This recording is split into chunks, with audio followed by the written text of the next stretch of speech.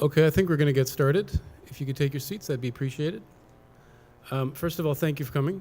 It's very much appreciated from Waterfront Toronto. I know people have busy lives. You could be spending time with your family instead of being here. So we very much appreciate the fact that you've taken time out of your schedule to be with us tonight. My name is Andrew Hilton. I'm the Director of Communications and Public Engagement for Waterfront Toronto. I'm sort of going to be your host for the evening. The vast majority of time will be fronted by John Campbell, our CEO, and he'll be up here very shortly. I also want to welcome and thank all of those who are following online, again, for taking the time out of their day to join us. So what you see on this slide is our aspirational schedule for tonight. The presentation that takes us back over the last 10 years of Waterfront Toronto's activities as you can imagine, is a pretty big presentation. We're going to try to stick to the schedule, but it is, as I said, aspirational. We also have some short videos to show you that will be dispersed throughout the presentation. And I just warn you, most of them have no sound. So you're not going deaf, there's not an AV problem. Only one of them has sound, the rest of them are silent, and we're hoping that they're going to be so compelling you won't even notice that there's no sound. So we're also going to be asking you questions throughout this entire presentation. After each major part, we're going to stop and ask you some questions. And the way to respond, if you're in the audience here tonight, is through text message, and I'll very shortly explain to you how that works. For those who are online and following us online, there's a method where you can open up a different browser window and answer questions, and we'll give you instructions on that as well. And if there are any questions that you have, save them till the end. The end of tonight's town hall is entirely for your questions. John will be here to answer your questions. We have all the senior management team from Waterfront Toronto as well. And if there are any media here, when we're all done, it's your turn. But we'd appreciate it if we'd reserve all the questions for members of the public.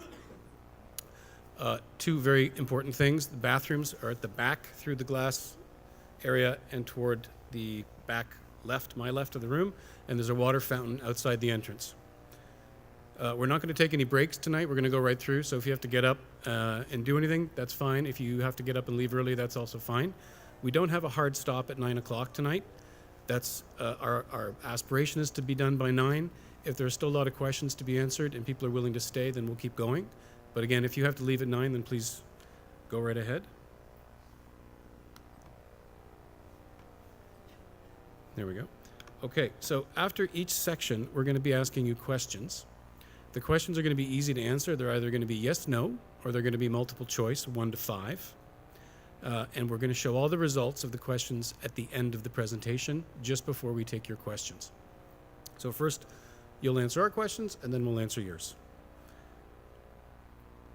So what you see on the screen here, for those of you who are here and would like to answer questions, whip out your mobile phone, and you have to set up the system, and I'll show you how to do that in just a second. For those who are online, you can see on this slide, there's a website, palev.com/waterfronto. If you open a new browser window and go to that window, you'll see how to answer the questions if you're following online. For those of you who would prefer to use paper ballots, we have some available. Please put up your hand when we come to the questions, and someone will come and distribute the paper ballots to you, and at the end we'll collect them. For the Q&A session, if there are any questions we can't get to tonight, we'll also be happy to take any questions through email or Twitter or any other means, and we make a pledge that if there are questions that we don't get to tonight and we hear from you afterwards, we'll answer them through our blog or our website and make sure that we are fully accountable for all the questions you have for us. I beg your pardon? Does anyone on the AV team know what the Wi-Fi password? Hot sauce. Any spaces? No? Okay, so it's hot sauce with a capital S and 2 exclamation points at the end, and no spaces.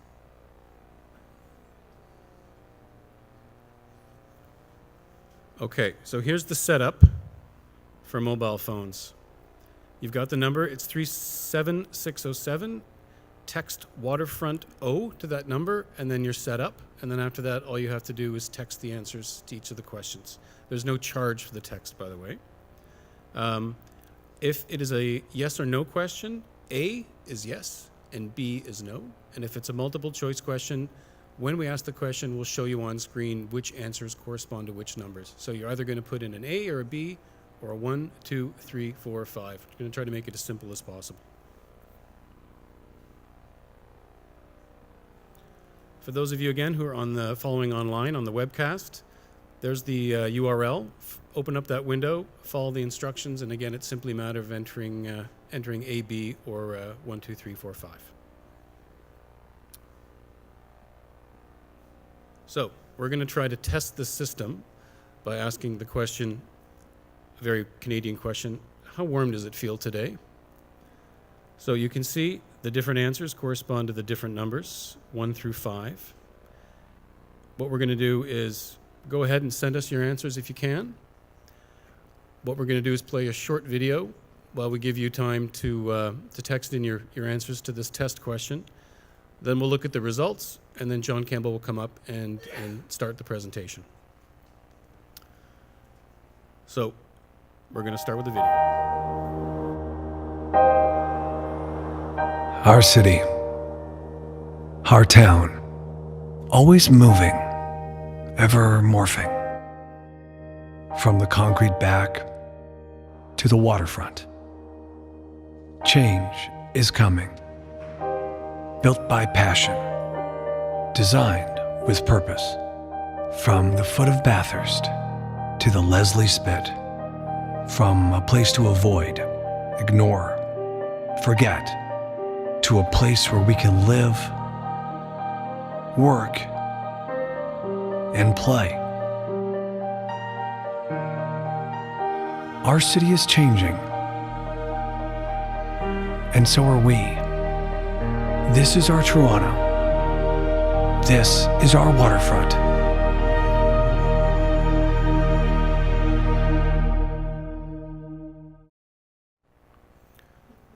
Okay, do we have answers to the questions? There we go. It's getting warmer.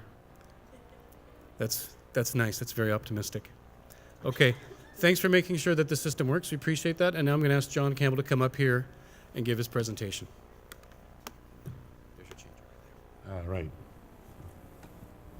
Thank you, Andrew. Now, I think I'm supposed to be mic'd here. Is that still working? Yeah, it's working. Good, thank you. And I do have a binder as well because there are lots of facts in this presentation that I want to make sure that we cover off. And the presentation really is designed to give you kind of our halfway report card. As you know, we've been in sort of business, so to speak, since 2001. And so we want to sort of say to the public, here's what we've done, and then here's how we do it, here's what makes us different, and here's where we're going, and get your input on that. So that's what I'm going to do, a bit of the history for those of you who don't know the waterfront story, how we work and how we're different, which is very important, and what we've done and where we're going. So let me just make sure this is working. Perfect, thank you.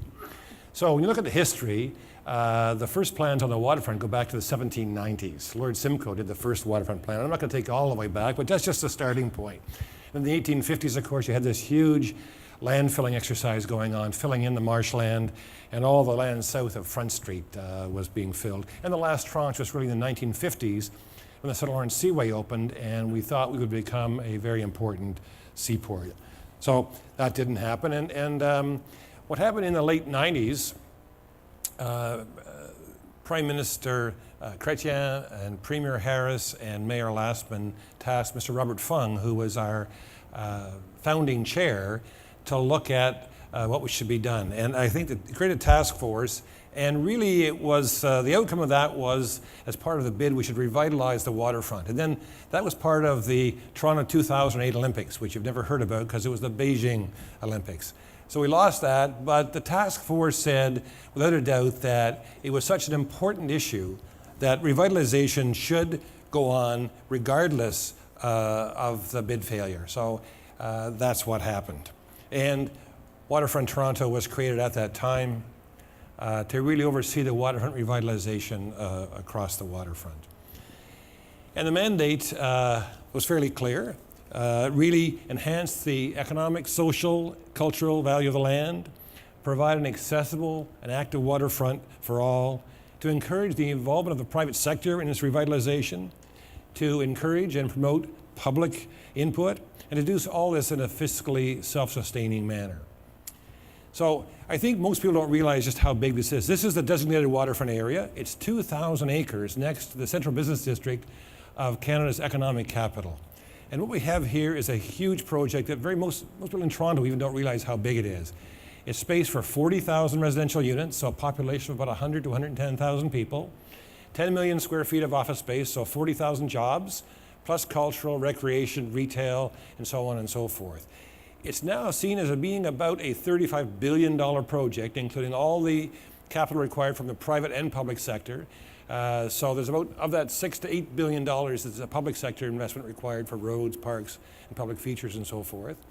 And it's probably 25, 30 years to develop it all. We can't really tell you how long it'll take because we can't forecast the market. But let me give you an idea just how big it is. Here's Battery Park City in New York, 97 acres, fairly large project. Canary Wharf in London, England, 297 acres. And Waterfront Toronto, 2,000 acres. So this is a large-scale project, one of the biggest in the world. So it's very important to our country and our province and our city. And I think one of the things we're really focused on is about revitalization, not redevelopment. It's not just about real estate. It's really using real estate economics as the fuel to drive the engine, but being guided by public policy. So it's about stopping urban sprawl, promoting transit, promoting sustainability, promoting design excellence, providing housing for all Canadians and avoiding what I would call the enclaves of the uber-rich, which most waterfronts are. And it's what I call the economic long game. If we provide a quality of life here for our citizens, it allows us to attract the talent and the capital. It's highly mobile these days, and that's what will make our city and our province and our country competitive for the next century. So it's all about building that economic engine, the quality of life through all these aspects that we're building. Very important. Not just redevelopment, it's revitalization. If you take anything home tonight, please take that home. That's what I want you to remember, because it's what clearly differentiates us as well as an organization and as an effort.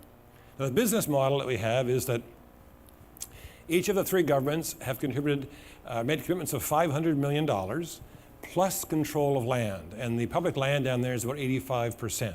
So the business model is to use the seed capital of $1.5 billion, invest in infrastructure, sell the land, take the profit, reinvest in infrastructure, sell the land, and so on and so on and so forth. So a bit of a revolver. And that's the business plan to drive it. So initially $1.5 billion plus land was thought we could get part way to the $4.3 billion, which was the initial thinking on public sector investment. It's now to 6 to 8, 10 years later. It won't get us there, but we can really expand our capital program and use that model to invest in capital. So our role really is the master developer. We oversee the planning, the public consultation, the designs, and so forth. We take the precinct plans through the city to get this proper zoning. We're not the regulatory authority, the city is, so we recognize that, and our role really is to ensure that as a master developer, we're getting the planning done, we're going to the marketplace to attract the private sector to bring in their capital and their expertise to develop the buildings, whether they're residential, commercial, cultural, or whatever. So what are the challenges? I mean, it's very difficult. There are some difficult challenges. Well, public cynicism. When we started in 2001, we'd had 200 years of studies with not much happening. So we had a very well-earned, healthy, built-up cynicism. Stop and start. We've had a few false starts. Harbourfront Centre, the Huang and Dansky stuff, all that sort of stuff hasn't given people much comfort about waterfront revitalization. Very complex projects. Everything below Front Street is fill. So there's no bearing capacity. So it's geotechnically challenged. If you put a light pole in, you've got to put a caisson down 35 feet to support it, to bedrock, because it's all goo, it's mud. So no bearing capacity. It's all brownfield, because who knows what they put there since the 1850s. And a high water table of about 4 to 5 feet. So it's very, very challenging and very expensive to build down here. And of course, we know in revitalizing our waterfront, we're facing global competition from all cities around the world. You know, we can't stand still. If we stand still, we're moving behind. All the other cities are doing the same sort of thing we are, whether it's Singapore or Sydney or New York. So we know there's global competition. And of course, we always have constrained resources. $1.5 billion sounds like a lot of money, but against a $35 billion project in a 40-year span, it's not a lot. So, first question. Have you been down to the waterfront in the last 12 months? So that's a yes/no answer. Where's Andrew? So how long do they get to answer the question? Okay. Yeah, there's paper ballots around too. Yeah, there's a lady here with paper ballots, the old-fashioned way, my way. I don't think I can get my phone to do this either. The lady up front here needs a ballot.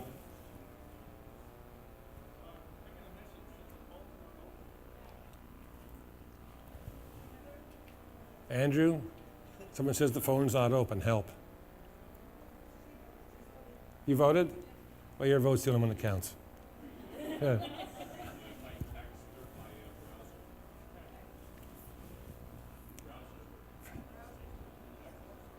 You know, you go to these presentations where they threaten you with a quiz afterwards, right?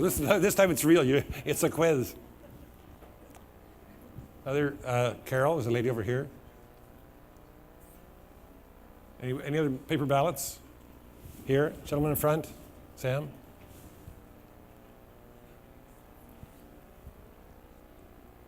Okay, these will all get tabulated at the end.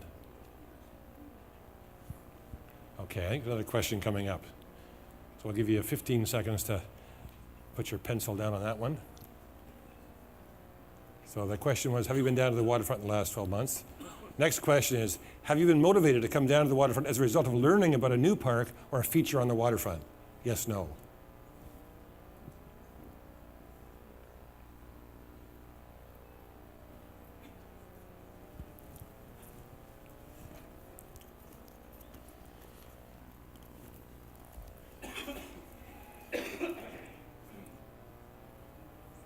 Okay, those are easy questions, just to start. So let me talk now about how we've worked as an organization. I think it's quite important because we are investing public dollars and substantial public dollars to provide those economic, social, and environmental benefits. So it's important you understand how we work. So first of all, public consultation is a very, very important part of our methodology, and that's sort of tonight as well. We want to make sure that we are consulting with the public, getting the input, making sure that we are responding to the needs of the community and the wants of the community. It also helps the quality of our decision making. I mean, we don't know everything, and the people in this room, the people in the neighborhoods have a lot of knowledge that we've tapped into in the past. I think in particular, when we looked at what we did in the West Don Lands, we had a very well-organized community when we arrived who helped us and provided great input for us and to our planners. So it really has improved the quality of our decision making. And again, it's core to our values of accountability and transparency. So when you think of what's happened, we did a little tally. The last 9 years, almost 300 public or stakeholder meetings, 7,000 subscribers to our newsletter, around 300,000 visitors to our website.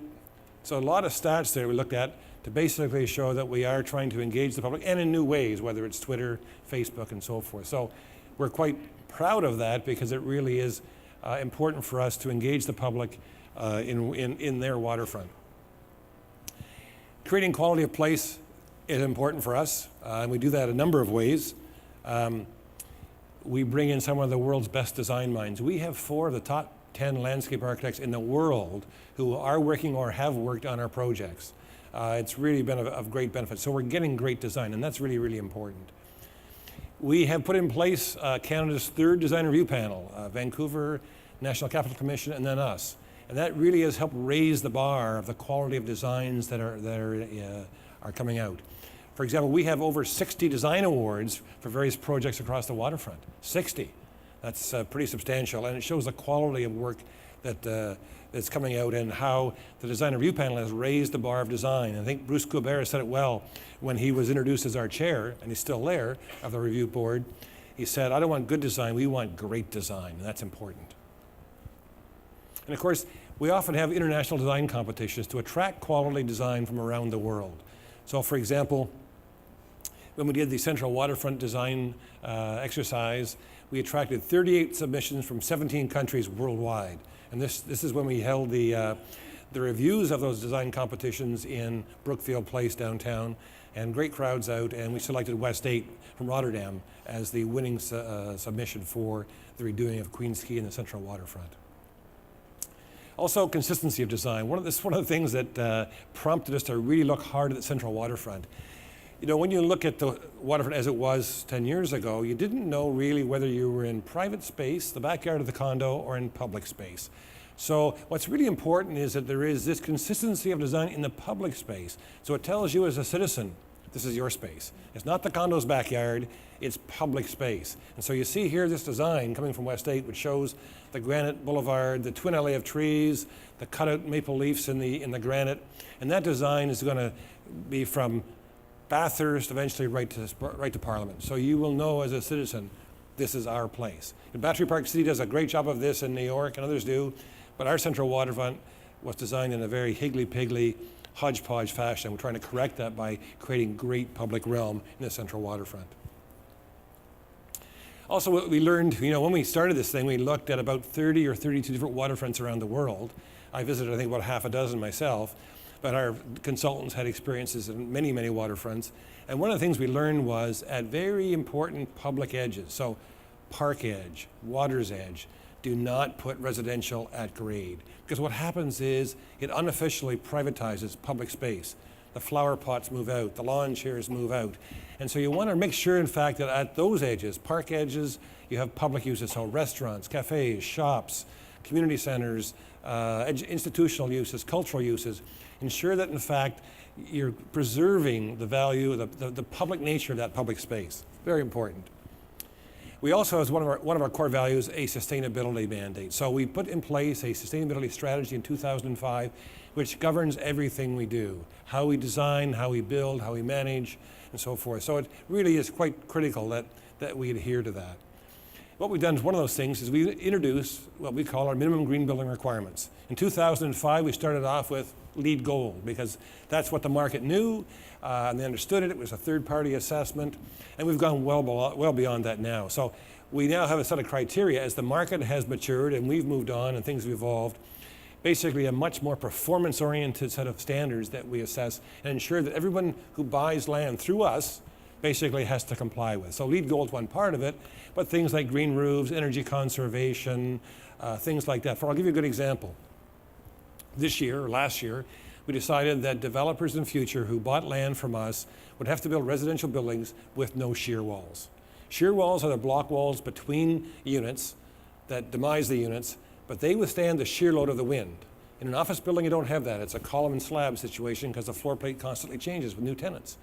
Well, in Toronto, shear walls are there, and while developers do a great job of building what sells tomorrow, a 500 square foot unit is 500 square feet forever. So we're saying, no, that shouldn't be the place. That shouldn't be a situation. We should be able to say the structure is flexible, and so if a person buys a unit, in 10 years' time, they might buy their neighbor and combine them. And today you can't do it. There's no extra cost. Montreal does that. It's a market condition. We're saying, no, in future, we've got to make sure that the structures are flexible so we're not building ghettos in 30 years. Just small things like that we're putting in place to make sure that we're looking long term, because developers, as good as they are, aren't too fussed about what happens with the buildings in 20 or 30 or 40 years' time. We have to be. As part of our sustainability strategy, we're also very much focused on early transit. We think people are susceptible to change their habits when they change their job location or their home location. So we got to get them quick. We got to get them early. It's easier said than done because transit is very expensive, and we'll talk about that later on in the presentation about our future.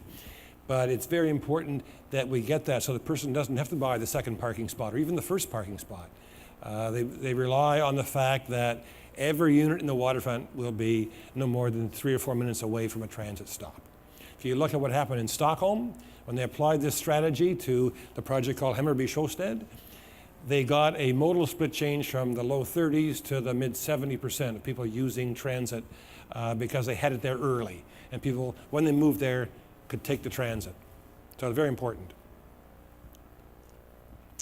We also have a mandate to create affordable housing. Now, we don't have the funds to build the buildings, but part of our mandate is to make sure that we're building a community, a precinct that basically can afford all kinds of housing types for all economic levels. So we provide free land for up to 20% of the units to be affordable rental. Now, it still needs about a $200,000 subsidy per door to build a building, but we provide the land for that, and we've been very good so far, very fortunate. We probably have about 600 units either occupied, being built, or underway. So that's a pretty substantial number. 250 up at King and River Street with TCHC, about 250 in Pan Am Village, being operated by Wigwam and Fred Victor, and 80 units operated by Artscape for the City of Toronto in the Tridel building in East Bayfront. And we also, on top of that, by the way, we have a 5% affordable ownership model, but that typically is the lower end of the price point of the developers. So the market looks after that, but the rental's tough, but we're doing, I think, quite well, given we have almost 600 units underway. We're also doing something a bit unusual for developers, and we still, I say, use the term development from the economic point of view. We're leading our revitalization effort with parks and public spaces. We're doing it for 3 good reasons. After 200 years of studies and no work, we want to convince people it's actually going to happen this time. So let's build some parks to show people it's actually going to happen this time. Secondly, we set the bar for design. So if we build great parks, developers will build great buildings. They'll take advantage of that.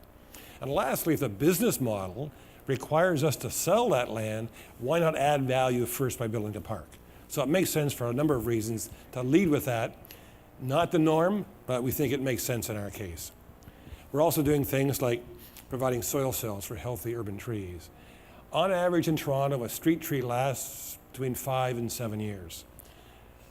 Soil compaction, no irrigation, no way of penetrating the moisture to penetrate down.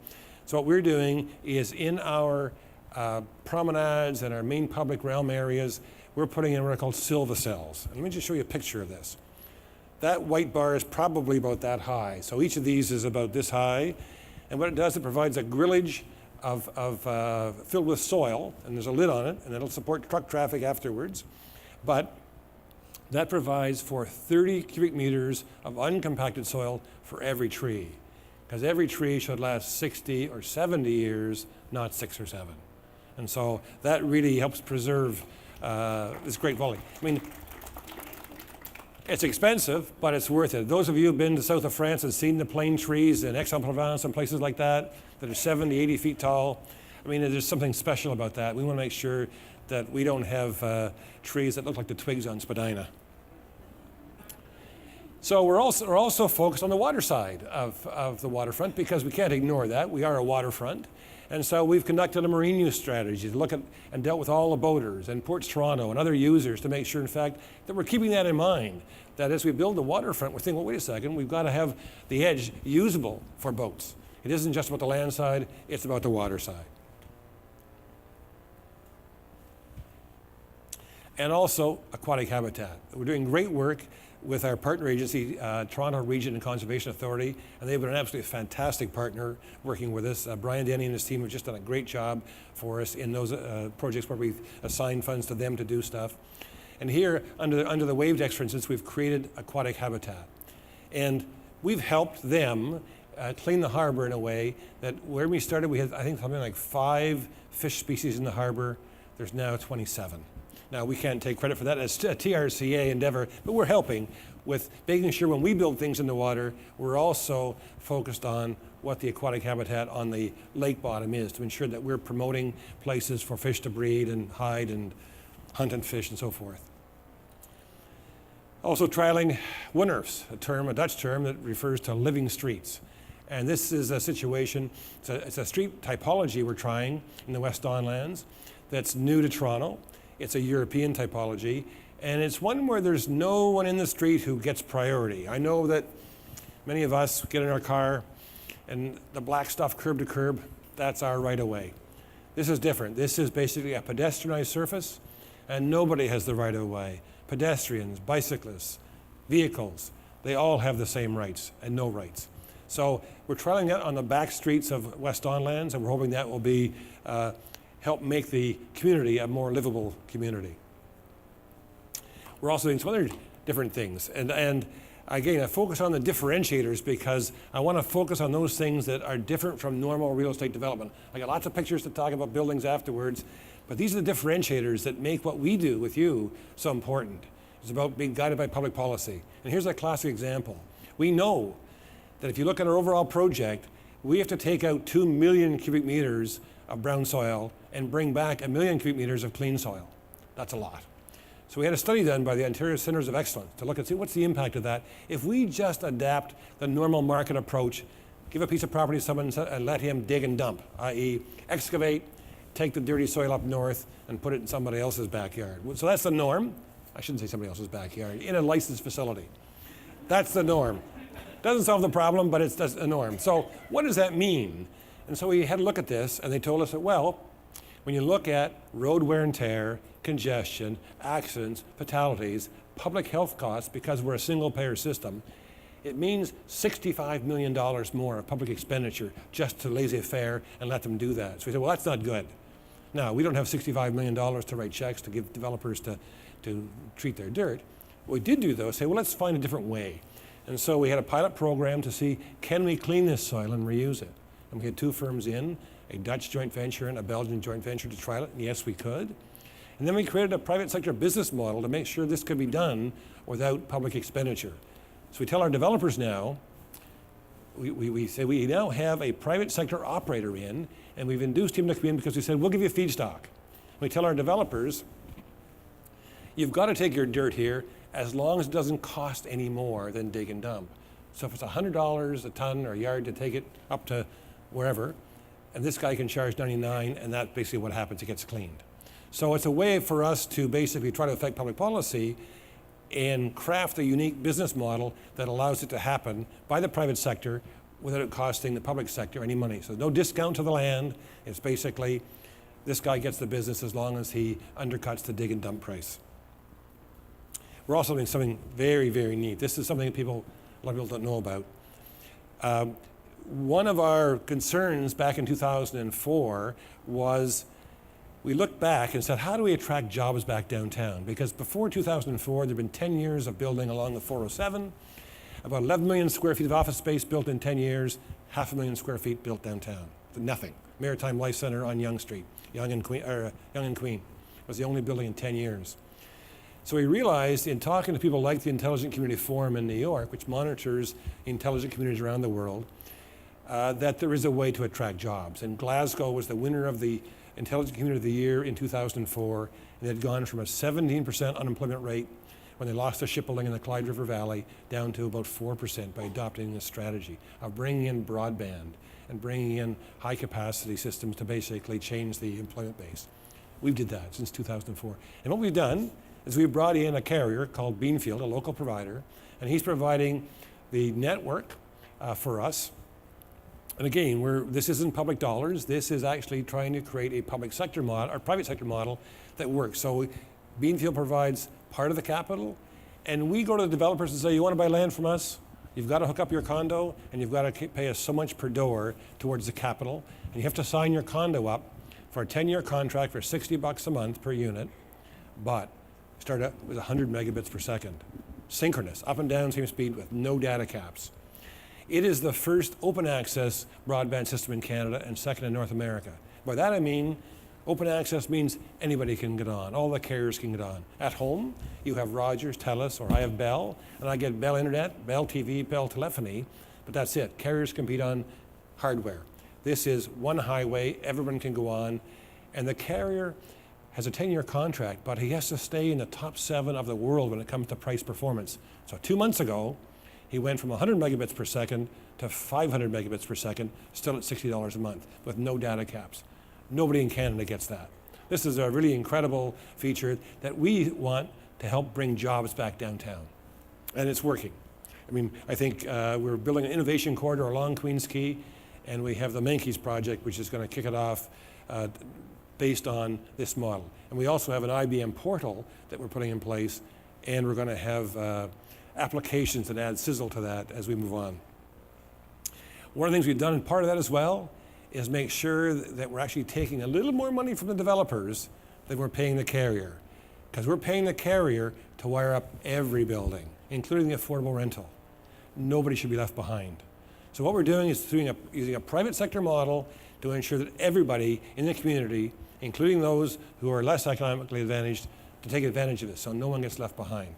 Very important, because the divide between haves and have-nots, I don't need to tell you, it's getting worse, not better. So we want to make sure that, in fact, under a digital inclusion policy, everybody gets carried along.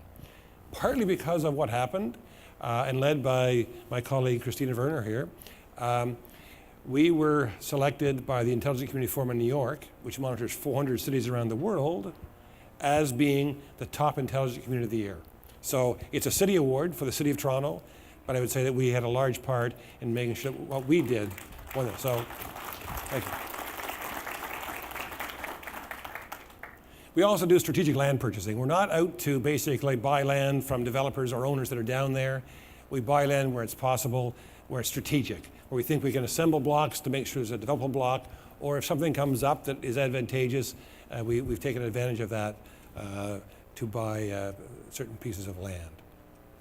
So, I think, Andrew, tell me if I'm wrong, I think that's the spot for something changes there, doesn't it? Keep going, okay. Government oversight, thank you. Government oversight. So we want to tell you actually how we do things as well, how we operate. We have three stakeholders, the government of Canada, Ontario, and Toronto, and they provide oversight through secretariats that work with us on many, many projects. And we basically, I'm just going to go back a second. Here, we have, they do audits and so forth, and value for money audits and so forth. We've had something like 23 audits over the last 10 years to look at how we do things, and we welcome them. From a transparency and accountability point of view, we've had an FOI policy in place since '09. We're not under that legislation, but our board decided that, in fact, no, we should operate as if we were. And so we have that. We have our whistleblower policy. Our management expenses and board expenses are on the website.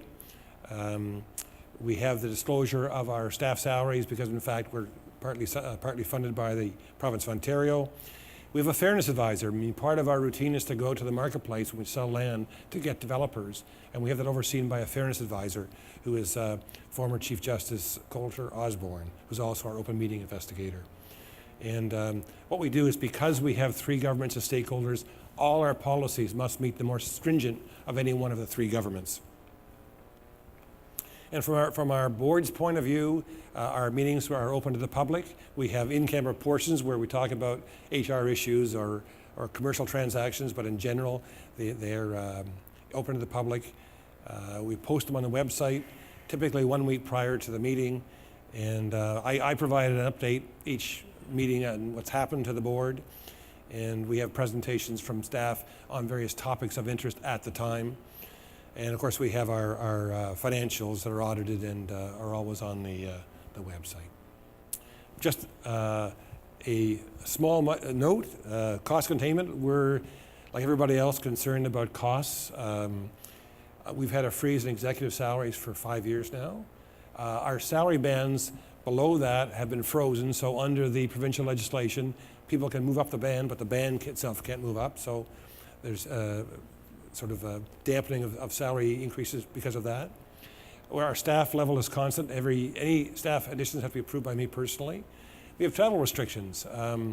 Nobody travels out of town without my prior approval, and I don't even travel overseas unless I have the prior approval of the board. So we're pretty Scottish in how we operate. On the procurement side, we're also very careful. Everything goes out on MERCs. We don't do sole source procurements. Everything is out competitively bid. Very important how we do that. All contracts over $50,000 are posted on the website.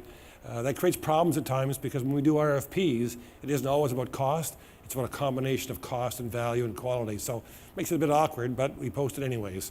So again, very important to have that transparency so that people know how we're spending those tax dollars and the funds. So there's the question. So, do you feel you have had the opportunity to have your say on waterfront revitalization and Waterfront Toronto's projects? Yes, no.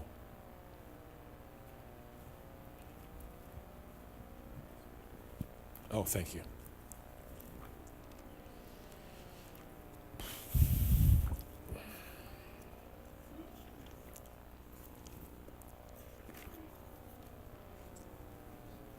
Okay, next question. Is Waterfront Toronto a transparent organization? Now, here's one where we're asking you to grade us. 1 being not transparent at all, up to 5 being very transparent.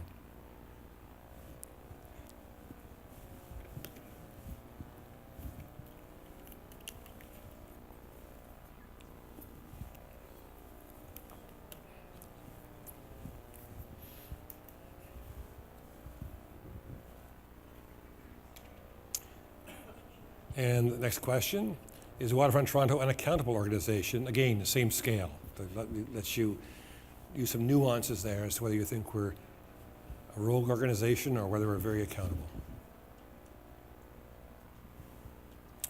And while you're doing that, I should have made mention at the beginning of my comments, I wanted to acknowledge some board members of mine that have shown up to grade me. Ross McGregor and Gary Wright, the former planning commissioner, are here, and they're on our board, so thank you for joining us. Got your questions in? Okay. Last question. Do you think that you can easily find information on Toronto or on waterfront revitalization? Yes, no?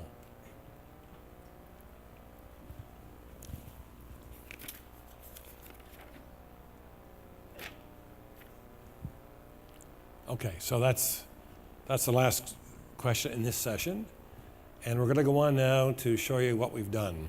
Again, been at it for now since 2003, so we want to give you a bit of a flying tour of what's been accomplished in that, since we're kind of halfway through our mandate. A little more than halfway, but almost halfway. So, precinct planning, one of the first steps we do when we take over an area.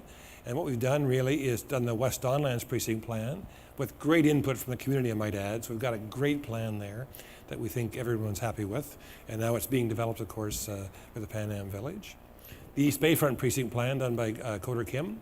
Again, very important that we have an overall holistic approach to this because we want to avoid some of the past mistakes on the waterfront. I mean, the wall of condos comes to mind. And yes, we've got residential, but it's done in a very holistic basis to make sure we have scaling up from the waterfront. Views are preserved, green spaces there, and we create a great atmosphere, a great environment. And of course, the central waterfront. While this isn't a precinct plan, we've actually redesigned the public realm in the waterfront, which is really going to be our signature area for the waterfront. We've also done environmental assessments, and we've done about 10 or 12 of these big environmental assessments. They take a long time, 4 to 5 years in some cases. The Lower Don, I think of in particular, flood protection was probably 5 years or longer. There's the Gardner, there's others that are still ongoing that take a lot of time and effort to make sure that we do correctly. And of course, we're building future-proof infrastructure. So the flood protection landform, many of you may know that the whole of downtown is under flood risk, or was under flood risk until we finished the flood protection landform under Corktown Common. So that protects all of the eastern part of downtown. It's a huge investment. And we have to really protect for having a Hurricane Hazel storm severity in the Don River watershed. That's a 300 square mile watershed, heavily hard surfaced, and we had to get Niagara Falls at the corner of the Keating Channel when that happens.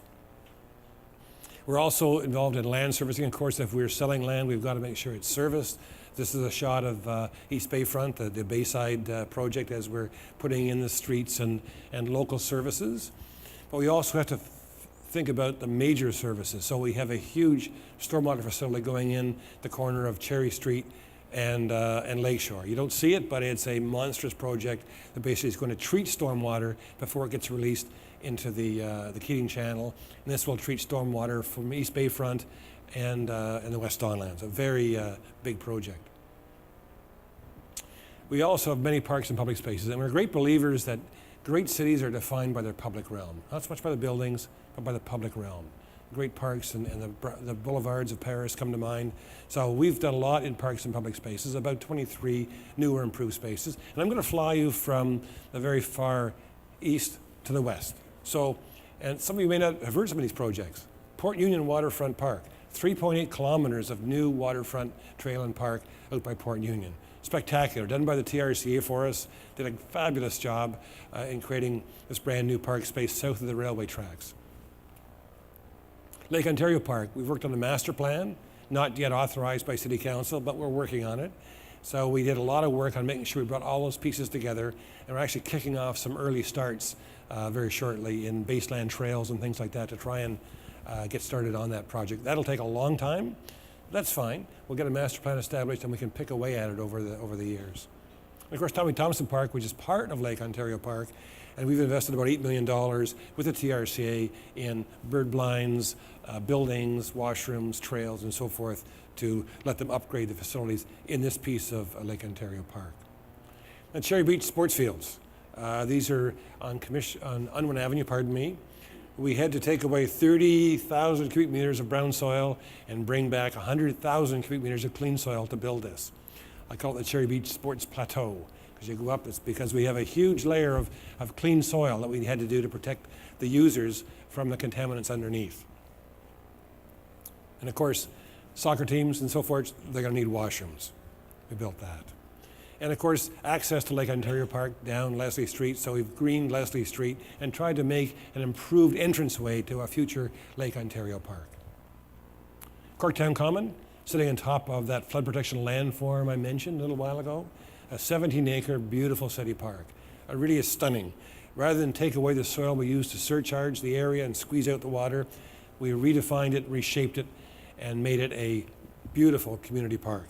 Very stunning. And of course, Underpass Park, very novel for Canada. Usually these places under the underpass are where the trolls live. They're dark, they're not pleasant, they're not safe.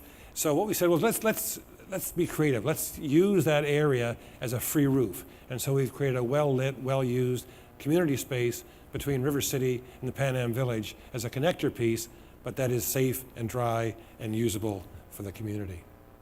And of course, the Front Street Promenade. Now, you can't get access to this yet, but this is part of the Pan Am Village, but it will be quite beautiful as well. So that'll be done and open to the public in September when the village reopens.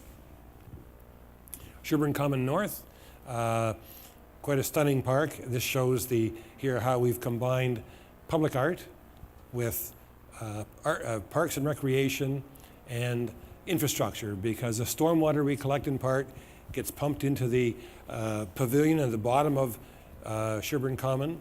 It gets UV treated. It gets run up through the public art, up the arms, down the metal screeds into a biofilter, and then out into the man-made creek into the harbor, 99% pure. So we're using stormwater and treating it that way. So we're combining all those features and making sure that the infrastructure serves more than one purpose. Water's Edge by Bayside and by Chorus and George Brown. This is, I think, a fabulous feature, and you'll see us go all the way along the waterfront. It's about 30 meters. We have yet to build the boardwalk outboard of the current Water's Edge, but that'll come. And that's really quite an important feature, and it'll be consistently designed. And of course, Canada's Sugar Beach. What a great spot to watch the theater of the harbor, to see the boats come and go, and it's very pleasant. And I actually would say it's become quite iconic for Toronto's image in its tourism brochures and so forth. It's well seen. Like a little anecdote, the president of Chorus called across the president of Redpath and complained about the fact that ships were coming in. He lost half his employees to go to the West Wall to watch. And Sugar Beach is a great way to watch these places because shipping is important. It's part of the animation, what we call the theater of the harbor, and this is the best spot to get a front row seat on the theater of the harbor. York Quay Revitalization, back in 05-06 we looked at this. We had, let's give people a taste of what can happen here on the waterfront. We invested about $18 million to redo York Quay and John Quay beside it to show people what could happen there. And that was with Harbourfront Centre's help. And later on, we basically built Ontario Square and Canada Square, where the old parking lot was. Now we built a parking garage underneath to make sure that their revenue stream stayed constant, because they are a cultural organization that's important to the city. And they were using that as revenue to support their activities, so we preserved the revenues by building the parking garage, but using the top surface as Ontario Square and Canada Square. Great new features for the waterfront. And of course, Queens Quay Boulevard West, and this is really important. This is the design competition won by West 8 from Rotterdam. The main feature of this is taking a 4-lane, mismanaged, ugly street and turning it into what will become Toronto's signature waterfront boulevard. This street was voted as one of the 10 ugliest streets in the world by a New York spacing blog some years ago. And that was, I thought, a well-earned accolade. Now we're going to have a 2-lane, well-engineered street on the north side, and we're going to have a linear park on the south side of where the LRT runs. So it's going to be quite stunning. This twin alley of trees, Martin Goodman Trail, the Granite Promenade, it will become Toronto's signature street. And I always say that when you go to Paris, you walk the Champs-Elysees. When you go to Barcelona, you walk the Ramblas. When people come to Toronto, they're going to walk Queens Quay. That's my prediction. And it's going to be our new signature street. Part of that is building the wave decks, which people have seen, which are, I think, quite different and quite aggressive and challenging. And people look at those and say, wow, that's quite something.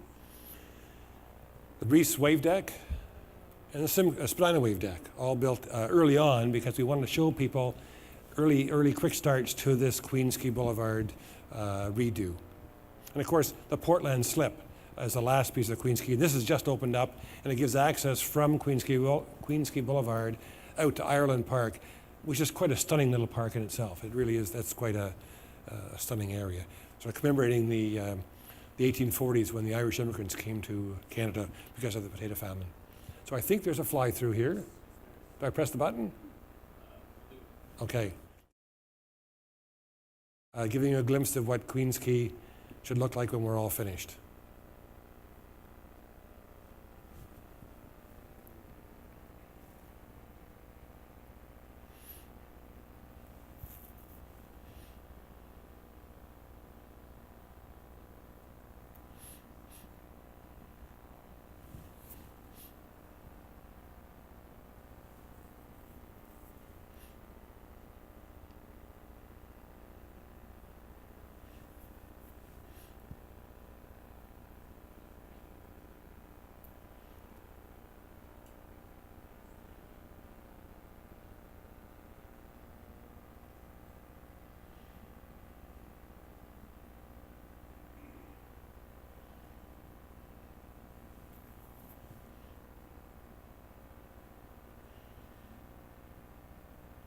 Fabulous.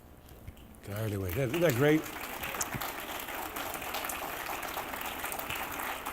I should mention as well, after 3 years, Queens Quay will be finished on June the 19th, and I invite you all to come down for the party on the Promenade. We're gonna open that on June 19th, and that's the same weekend as the Redpath Waterfront Festival, and we have the BIA involved, so we're trying to have a big party on the Promenade the weekend following June 19th, June 20th and 21st. So trying to get 1 million people down there. So tell your friends and come on down and let's celebrate the completion of our new signature street. So going further west, Maryland Bell Park, a project we did in, I think, 2006. We basically improved Maryland Bell Park and we built a water course for the dragon boat community and for others. It's a flat water resource for rowing and so forth. And of course, we've been involved as well on helping Infrastructure Ontario and the Ministry of Tourism, Culture and Sport in designing the new park at Ontario Place. This is the Ontario Place Park and Trail. It's the easternmost end of the island against the, sort of facing the downtown. It was formerly admin buildings, parking for staff, and space that really wasn't accessible by the public, and we're helping them turn that into a great park and trail as part of the Ontario Place Revitalization, early days. And of course, we've also enhanced the Martin Goodman Trail out by Ontario Place early on to make it a safer environment. And lastly, Mimico Waterfront Park, again built by our colleagues at the TRCA, done a great job for us there, enhancing that area at the, I think, the foot of Noisette. It sort of goes on from Grand Harbour out to the west. Again, a great facility, taking advantage of our water's edge. Also, doing transit, Cherry Street streetcar line is a different typology. It's on a side of the street for a change, which we felt would add to the quality of the street. So that'll open after the games are over. It's built, but it just isn't being used yet. And we have some other things too. This is another one of those differentiators. Public art. Many of you know that a lot of large cities carve out about 1% from developers, 1% of their hard costs to put towards public art. and the developer has to put in a statue or something in his building as a public art contribution. What we said is really that doesn't necessarily give us the best outcome. What we want to do is say, how do we create a public art program that puts prominent pieces in prominent public locations, but at no extra cost to the public? So working with the province in West Don Lands, for example, what we've done is said, let's us be the broker. We'll create a public art program, a theme for the neighborhood, and what we'll do is then broker that and get paid back by those 1% collections from the developers. So acting as the broker, we put in the broad theme, we put in highly prominent locations, very prominent pieces, and we get the money from the developers. We're quite happy just to write the check. So it gives us a better program, more impactful pieces, as opposed to what I would call sort of ticky-tacky art stuck in various buildings. So it's one of those things, because we're the master developer, we have that opportunity to do those creative kinds of things to create a better outcome with no cost to the public. So here's some of the public art. Light showers, these are the big arms in Sherbourne Common that basically have the stormwater run down them into the biofilter, then into the creek. The Mirage, which is the sort of mirrored ceiling under Underpass Park. No Shoes. This was a piece of art in Marc de Souvereau's early career. It was at High Park for a while, but it became dilapidated. And we resuscitated it, had it refurbished by the artist, and resurrected it in Corktown Common. Waterkeepers on Front Street. Peel pavement. And this shows you kind of an image, but that glass piece down below, you sort of look at that and you can see the pipes and the infrastructure of the street running through. So it's quite an interesting piece. There's several of those on Mill Street in West Don Lands. And of course, Toronto street lamps. And Sumac Silhouette, which is a silhouette on the corner of Eastern, will be on the corner of Eastern and Sumac Street, which talks about the history of that neighborhood, including some of the early occupants and including the Blackburns, who were sort of at this end of the Underground Railway. So that's kind of the parks and public realm. So we talk about bringing investment in, because what we're doing is trying to leverage the public sector investment to bring in private sector investment. So under the commercial and institutional area, Chorus Entertainment, 1,200 high-tech employees, about 500,000 square feet built by Tedco some years ago, our first sort of anchor in the East Bay front. George Brown. We have a problem in this city because it's winter, and the waterfront, it's pretty uncomfortable in wintertime. So one of the secrets to keep the place animated all year round is bring down a college. So George Brown are down there because this is part of their territory. 5,000 students a day using that building, keeping the place humming. Great outcome. And of course, as we announced several months ago, this isn't built yet, but Menkes are targeting an innovation center just north of Chorus, about 350,000 square feet in 2 buildings, to attract companies that can, who want to collaborate. And this isn't a startup, this is a private sector arrangement, basically targeting rent-paying customers. Again, it's not I won't mention the name of the project, but there's been a lot of heat about a certain project, innovation center, that was suffering for a while. This is not government funded. This is a private sector model with rent-paying tenants. And the Daniels Waterfront, this isn't our project, but I feel we should include it because it's part of the East Bay front, and it's part residential, part commercial, so it's a mixed-use building. We broke ground last week with them on it, and we're excited to see it moving forward. And it's just, in fact, it's got the north part of North Sugar Beach. They've taken the design of Sugar Beach and extended it north into their site to again extend the impact of Sugar Beach. So we're very pleased to have Daniels breaking ground on that project. This is where the government nightclub was. On the residential side, and again, we want that mix, that balance of jobs and employment and residential. We've got some great projects. River City was the first private sector developer we had come in. This is Urban Capital, who are building about 990 units in 4 phases from River Street and King south towards the Pan Am Village. A very interesting design. Saucier and Perrot from Montreal are the architects, but well received by the marketplace, and the developers done a great job for us. Mullen Condominiums, going to break ground this month. Designed by Moshe Safdie, the famous Canadian architect. It's a project by Great Gulf, about 550 condo units, right next to Sherbourne Common North. And of course, in the Bayside area, the area between Sherbourne Common and the Parliament Slip, we did a worldwide competition for that, attracted interest from England, from Australia, from the US. That was awarded to Heinz Corporation, who brought in Tridel as their partner. And we've got the first 2 projects that are going to break ground very shortly as well. Bayside Aquilina, again, right next to Sherbourne Common North, and Bayside Aqua Vista, which is just next to it on the side of Bonnycastle. And this will have about 80 affordable rental units in it as well, managed by Artscape.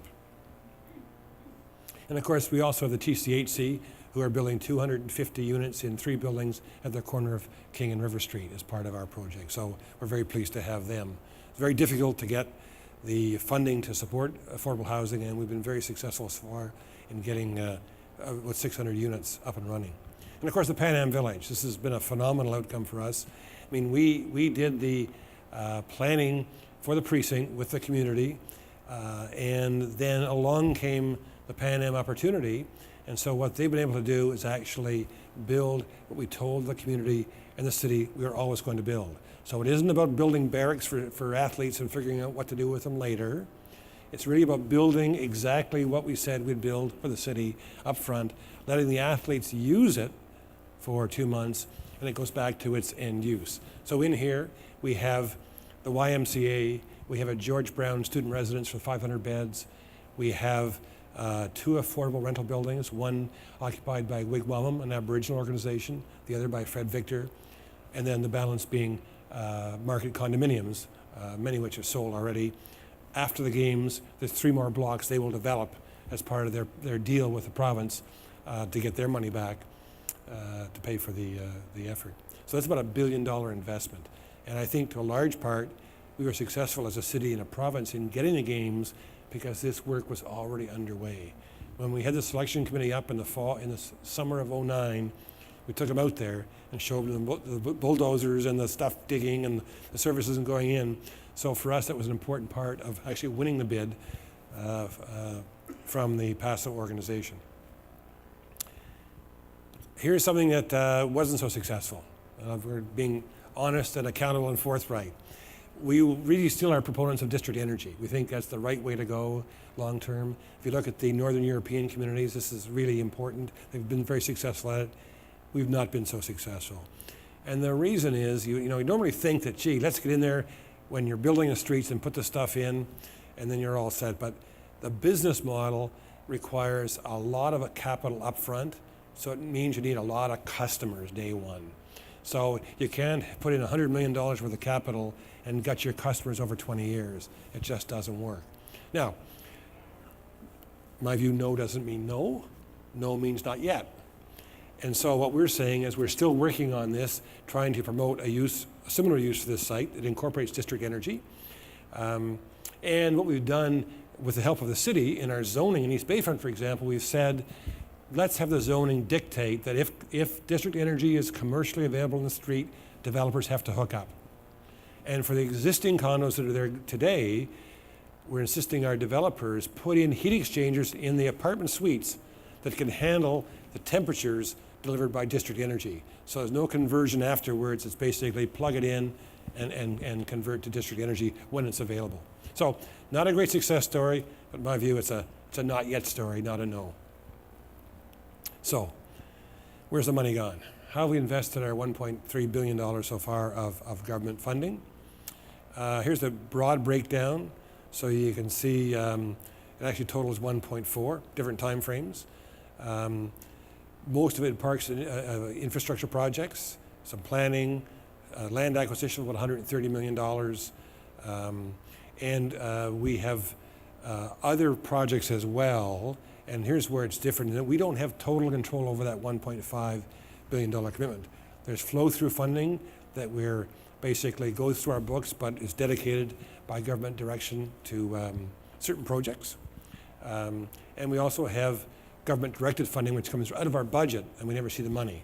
For example, out of our 1.5, 130 went to Go Transit, 25 went to the UP Express. So that it comes off the top, so to speak. So that's how it happens in the real world of government, and that's fine. And we're tracking most of those, and not the government-directed stuff, but the flow-throughs we track, and our own, of course, we manage.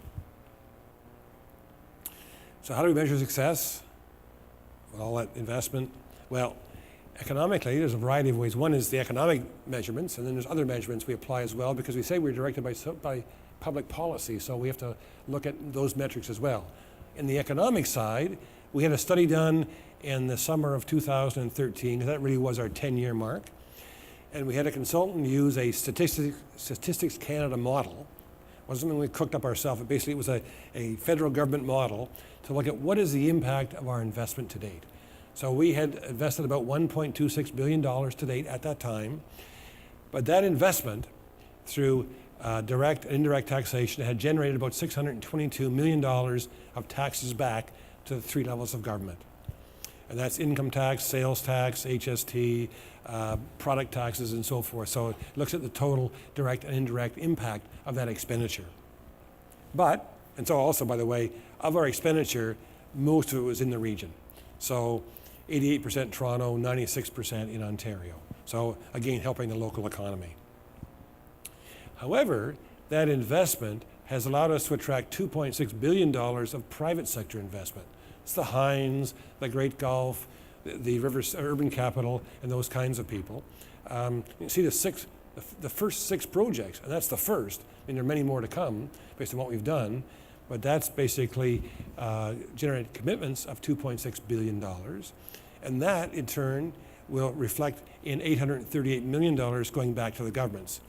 So the point of this was to show to governments that of your $1.3 billion that you've committed or invested to date with us, you're already at $1.4 billion of money that's going to come back to you through the efforts of our investments. So it shows that the whole business model of investing public sector funds and leveraging those for private sector gets a return. And of course, what we're doing has had a catalytic effect on the waterfront. So outside our defined projects in our areas, there's another 40 some odd projects that we say are in some part influenced by what we're doing. So in some cases a little bit, in some cases a lot. So I think you would have Great Gulf tell you they didn't buy the Unilever site until they realized what we were doing. So that we were a catalyst for that. So that's important. And that generates a lot more value, about $3.4 billion back in government revenues. So it has had a huge impact on government revenues. Also, of course, we say we're directed by public policy, so we also issue a corporate sustainability report, social responsibility and sustainability report, to look at the various things that we do and how we're doing it. We say we're trying to reduce urban sprawl. Well, we've cleaned up 170 hectares of soil, and 11 more underway. We're using we use LEED neighborhood designation as one of the criteria. LEED certification, 2 buildings certified so far. It's a long process. There's 15 more in that queue. We're applying our minimum green building requirements to our developer colleagues. Energy efficiency, we said it's a performance measure. We're reducing by 47.5% from the building code. Water conservation, we're basically reusing the park water in the West Islands, for example. And of course, construction and demolition waste diversion, we're diverting 89% of the waste from the construction waste from our projects, which is, our target was only 75, we've got 89%. And there's a whole host of other metrics in that report, which I would encourage you to have a look at as part of our, on our website. We've also increased the amount of affordable housing. Tough job to do it, but we're very proud. We've got almost 600 units coming on stream in the waterfront area of affordable housing. And of course, creating more parks and public spaces, 23 more improved or new public spaces, over 8 kilometers of waterfront access, over 3,000 trees planted and 34,000 more to come. I think our target is about 33% tree canopy in the waterfront. And of course, public transit's important. We've got renewed transit on Queens Quay West, and we've got 650 meters of new streetcar in its own right of way, which is different, on Cherry Street. So, I get a chance to take a breath. So given that, I guess this isn't meant to be a loaded question, but would you go to your phones and answer this question? On our progress to date, I've showed you what we've done. In general, are you satisfied with what's being accomplished thus far on the waterfront? And we've given you, again, a gradation scale. 1 not satisfied at all, and 5 very satisfied.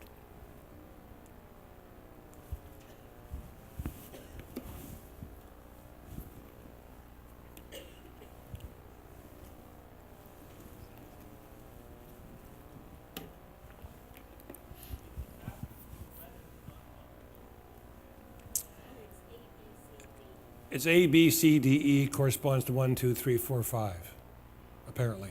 Is that right? Okay, that's right.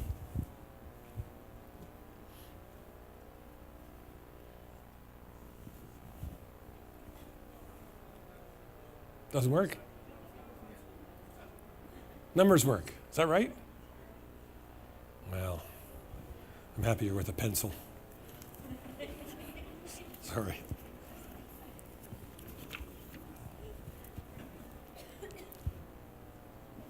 Okay, next question. Has Waterfront Toronto provided good value for the $1.3 billion investment of government so far? Yes or no?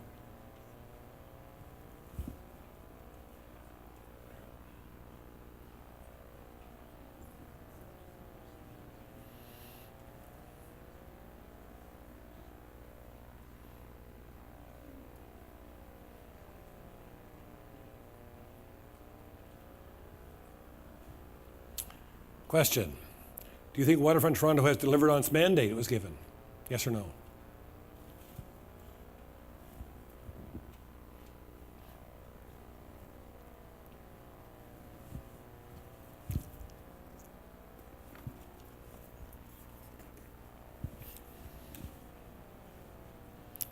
Okay, everyone press the button? Okay, great. Okay, let's move on.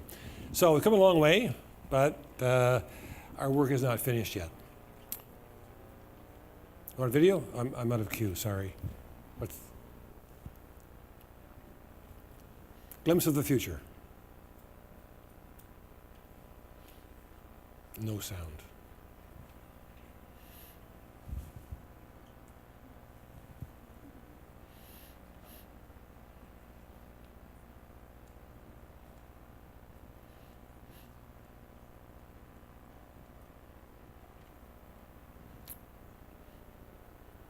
This is what can be. Okay, so I'm gonna go back for a second.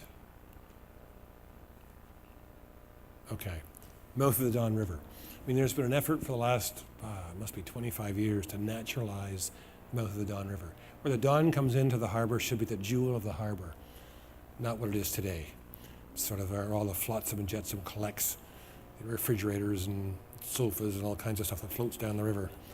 And that's not what it should be. This should be the jewel of the harbor. So we also had a challenge with flood risk. I mentioned before, if you see the left-hand side of the slide there shows the area that we've now protected from flood risk. But the area on the right is the area that still is at risk. And when I mentioned the Don River watershed having a Hurricane Hazel type storm, you'll have 2/3 of the water of Niagara Falls coming down and trying to turn right. That's not going to turn right. So I think we have a video here. Next slide. Okay, so here's the area we've got to protect. So let's show the video. And this shows you what happens under the current conditions when that storm hits.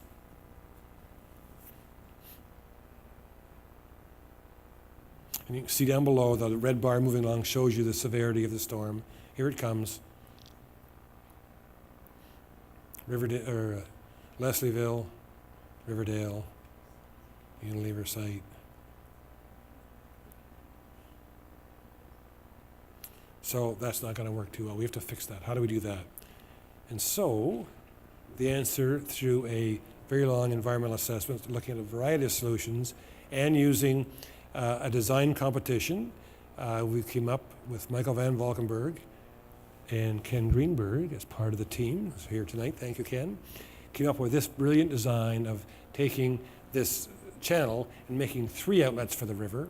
A new river that comes down and ends up sort of going through the parking lot of TNT out by Lafarge. That's the main channel. The Keating channel stays in place as an overflow, and then down on the right-hand side, the greenway that becomes a flood protection or a flood outlet in flood conditions. So let's run the video and show you what happens under the new condition. This is not what happens under the new condition. Is it coming? Oh, there's not. We didn't show the new flood protection. Oh, well, there. No one listens to me. Anyways, it works. The water goes down that greenway and it goes out the river and nothing gets flooded. Trust me. The environmental assessment was approved by the province of Ontario on January the 28th, I believe, after a lot of work by the city, by the TRCA, by ourselves. It was a really a huge effort to do it because it's a very complicated project. And we put in place, I think, this phenomenal design that's going to give us a great outcome. So now, Heather, Villiers Island. So have I missed the video? Now we can play it. So this is an image. This is a fly-through of what can be when the river is changed. A new sediment basin on the right there where we collect all the sofas and things. The Keating Channel. Here's the new river in a naturalized setting.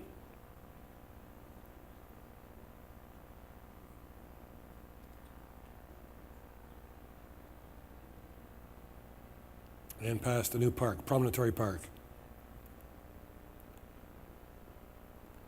Fantastic.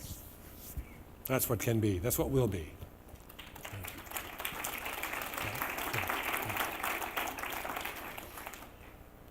So what we've done, when you look at going forward, our funding takes us to 2023, but we're looking at another level of funding to do these kinds of things. So there's what we call 4 major buckets.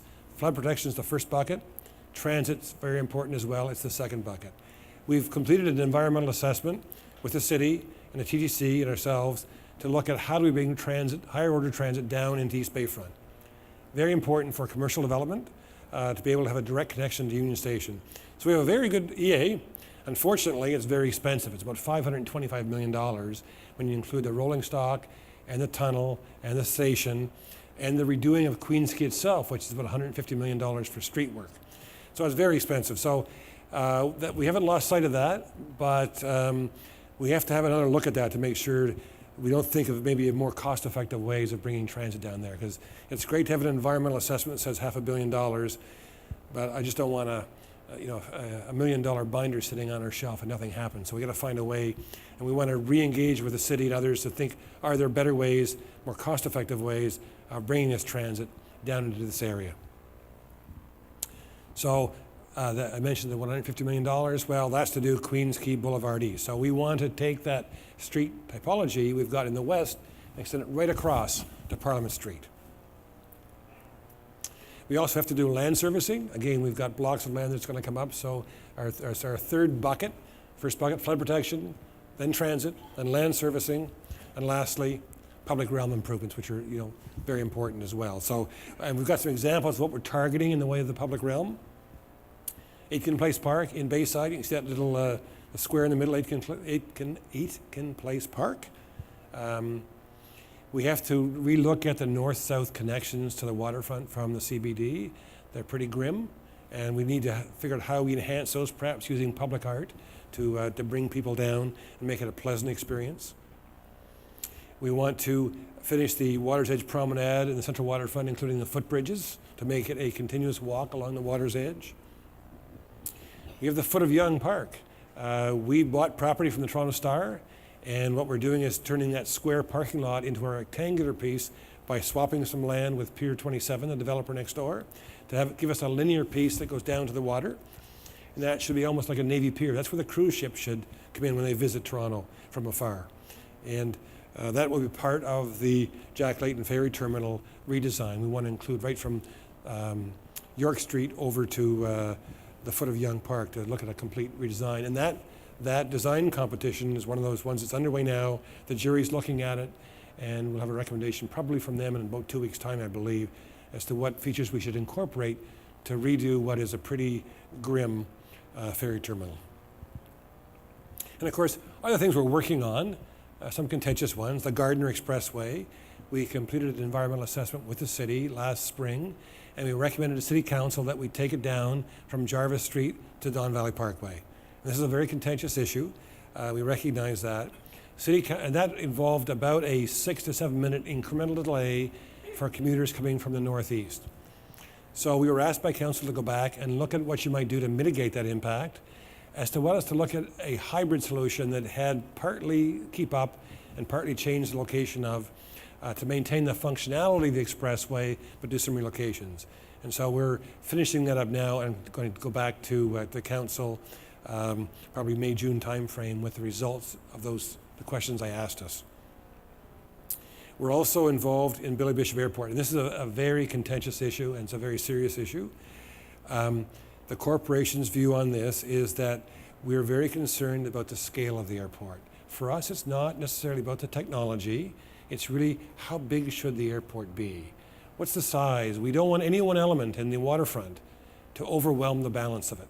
It really should be a place for residential and park and institutional and employment and cultural and transportation. This is a very valuable regional business hub at its current level, but how big should it be and what's the impact of that? So our involvement is to ensure with the city and Ports Toronto, what we want to do is to make sure that the scope of the EA is big enough that looks at all the issues, not just about putting 200 meters of dirt in the water. It's really about what's the impact on Queens Quay, on Erin Quay, on the residents, on the park use, on the recreational use.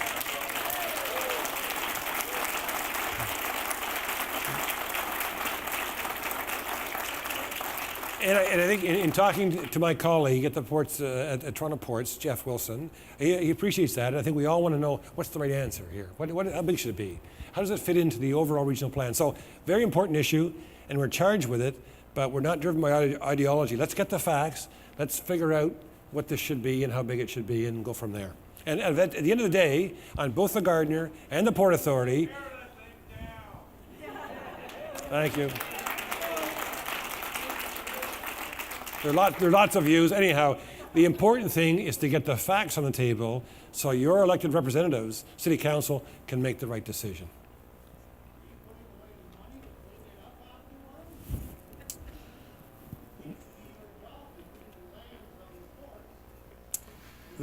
I'm not sure there is an afterwards. The jury's out on what happens with the air. There's questions later on. You get your turn at the mic, sir. So I want to now talk to you about Waterfront 1.0 and 2.0 and how we fund projects. So we've mentioned 1.0 is our current mandate. With the current funding, we go to about 2023. So the bulk of the funds from the government are invested, but we now have land sales to work on. So that takes us to 2023. Mind you, it's pretty lumpy income, and our investment is fairly solid. We invest about $150 million a year. That will tail off as we hit the later years, about $50 million a year, and it's funded by land sales. However, it's very lumpy, and so we need, and we've gone to the governments for a line of credit. And this isn't to borrow $1 billion to go and build something. This is to really to fund the gaps between our lumpy revenues. It's just like at home you want an overdraft to make sure you can manage your household account. That's what it is. Now, it's a pretty big household account. It's about $40 million, but nonetheless, that's what we want to do, is ensure that we can do that to keep us going till 2023 using land revenues to basically finish the investment projects. Now, 2.0, what we refer to as 2.0, is in fact the additional funding we're looking for from government to do those four major buckets. Flood protection, that's $975 million by itself. LRT, 500, unless we can find a cheaper way. And then the public realm and land surfacing is the balance. So it's about $1.65 billion in total, but we're focusing on one thing at a time, and right now our crosshairs are on flood protection. We've got to get that resolved. We have, I think, a lot of support from the city government. They're going to fund their piece through development charges. The federal government is very interested, And the provincial government's very interested, but the challenge, of course, they've got a $10.9 billion deficit, so they're struggling as to how to do this. So those discussions are underway now, and I'm quite confident that we'll find a positive outcome.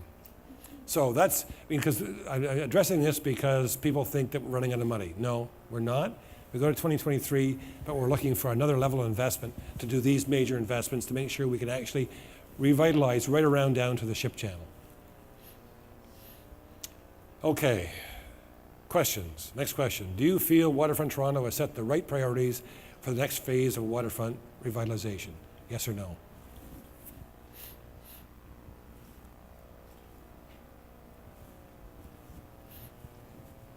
That refers to our 4 buckets. Next question. Do you support our plan for the naturalization of the Don River? Yes or no? Okay. And that's the last question, and you're going to figure out... Go back and get the results for the questions. Yeah. These are the in order, so. Okay, so are the results going to come up on the screen? How's this going to happen? Yeah, so we're going to go back, and we're going to show you the answers to all the questions. And I'll let John lead. You've got all the original questions, and then we're going to put the answers to all the questions we ask you, I think all 10 of them, up on the board, and then we're going to take your questions. Nope. Okay. The first question was, have you been down to the waterfront in the last 12 months? Yes or no? What was the answer? Yeah. For those of you who wrote the paper ballots out, we can't tabulate them right now. We'll collect them afterwards. You can leave them on your seat, and we will collect them afterwards, and we'll update all the results on our website or on our blog as soon as we possibly can. Okay, so most people have been down. Great, good. Talking to an informed population. So what's the next question? Have you been motivated to come down to the waterfront as a result of learning about a new park or feature on the waterfront? Oh, great. Does it show what the sample size is? Is it 2 people or is it 50? I guess not. It's a scientifically valid sample size. I do that well. Okay, third question. Do you feel you've had the opportunity to have your say on waterfront revitalization and Waterfront Toronto's projects? Yes or no? Good. Well, didn't like the answer? Is that what you did? No, someone's ahead of us. Is Waterfront Toronto a transparent organization? Someone's getting ahead. Oh, no, now we're Okay. back, sorry. Okay. Okay, yes. Most people is about 2/3, 1/3. Okay, so stay on this question, please. Is Waterfront a transparent organization? Not transparent at all. So quite transparent looks to be the most of the votes, which is encouraging. Okay, good. Next question, is Waterfront Toronto an accountable organization? Okay, someone accountable, quite accountable. Generally on the good side of things, which is good to see. Do you think you can easily find information on waterfront revitalization? Yes, no? Good, okay. Well, that's great because we want to get information out, and I'm glad that people feel they can get the information from us. Okay, next question. Are you satisfied with what's being accomplished thus far on the waterfront? Okay. Positive. That's good. I think everyone would like to see it happen faster. Me too. But our progress to date. Have we provided good value for the $1.3 billion investment thus far? Oh, that's good. I'll take that one up to Ottawa. That's great. Okay, do you think Waterfront Toronto has delivered on the mandate it was given? Yes, no? Good. Yes, no. That's great. Well, that's good. That's encouraging. And do you feel Waterfront Toronto has set the right priorities for the next phase of waterfront revitalization? Okay, good. That's great. Do you support our plan for the naturalization of the Don River? Okay, good. Well, good. Well, those are encouraging outcomes. I appreciate your response, and we'll tally everything up, including the paper copies at the end, and put it on our website. So so now it's your turn. Yeah, so now it's Q&A. So we've got 2 fixed microphones at the front of both of these aisles. We've also got some people walking around with handheld microphones. If you are unable to get to the standing mics, raise your hand and we'll come and we've got 2 people with handheld mics. Put your hand up and they'll find you. And we also have questions coming in through Twitter and email. Yes? Okay, so we're going to do this as orderly as we can. So we're going to go from fixed mic to mobile mic to Twitter? the Social Twitter media. sphere. So we ask you to please, we want to get as many questions in as possible. So we ask you to go as quickly as you can to your question, and then John will answer it. One question per. One question per person. Yeah, don't give me six. Rationing. I can't remember them, and it's only fair to people waiting in line. Okay, so Hi, my name's Marilyn. I would like to know, I'm sure you haven't forgotten it, but in terms of the residential, and you didn't talk about public community support, like community centers, pools, schools, all those things. How has that been incorporated Yeah. into your land use? Good question, Marilyn. Thank you. When we do the precinct planning exercise, this is about looking at community services. We deal with all the city agencies. So we talk to the library, we talk to the school boards, we talk to EMS, we talk to the fire, we talk to the police. We ensure that as we're preparing the precinct plans, we're saying to them, okay, do you need a fire station? Do you need a police station? Is EMS close enough? So all those community centers are done, or those community facilities are looked at as part of the precinct planning exercise. So for example, in the West Don lands, one of the school boards has reserved an option on one of the pieces of land beside the park. They're not sure they need a school yet, but they've got an option they can exercise on that land. And so that's all looked at as part of the overall exercise. So for example, in West Don lands, we need to provide a community center. And we're looking at the 519 organization who may be providing one in the old warehouse there. We're looking at daycare in East Bayfront. So that's all taken into account. It doesn't sort of come in the pictures, but we are ensuring that we're looking at the community services as part of the planning exercise. So thank you for the question.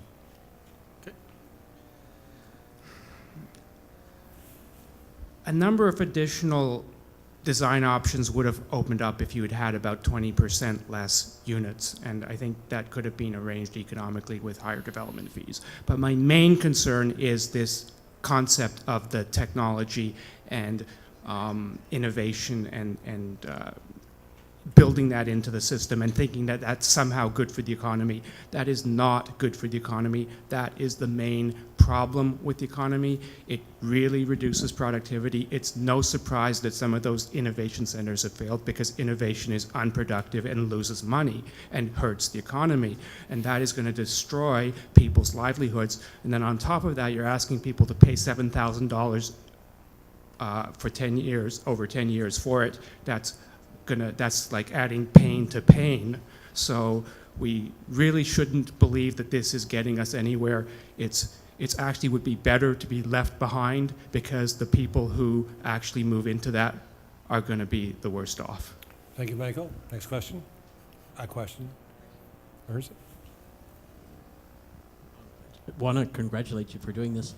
Would you consider live streaming your board meetings? Because it's kind of the way of the future. We've talked about that. I mean, I think initially when we started 10 years ago, we didn't even allow recordings. Now we're recognizing that social media is there.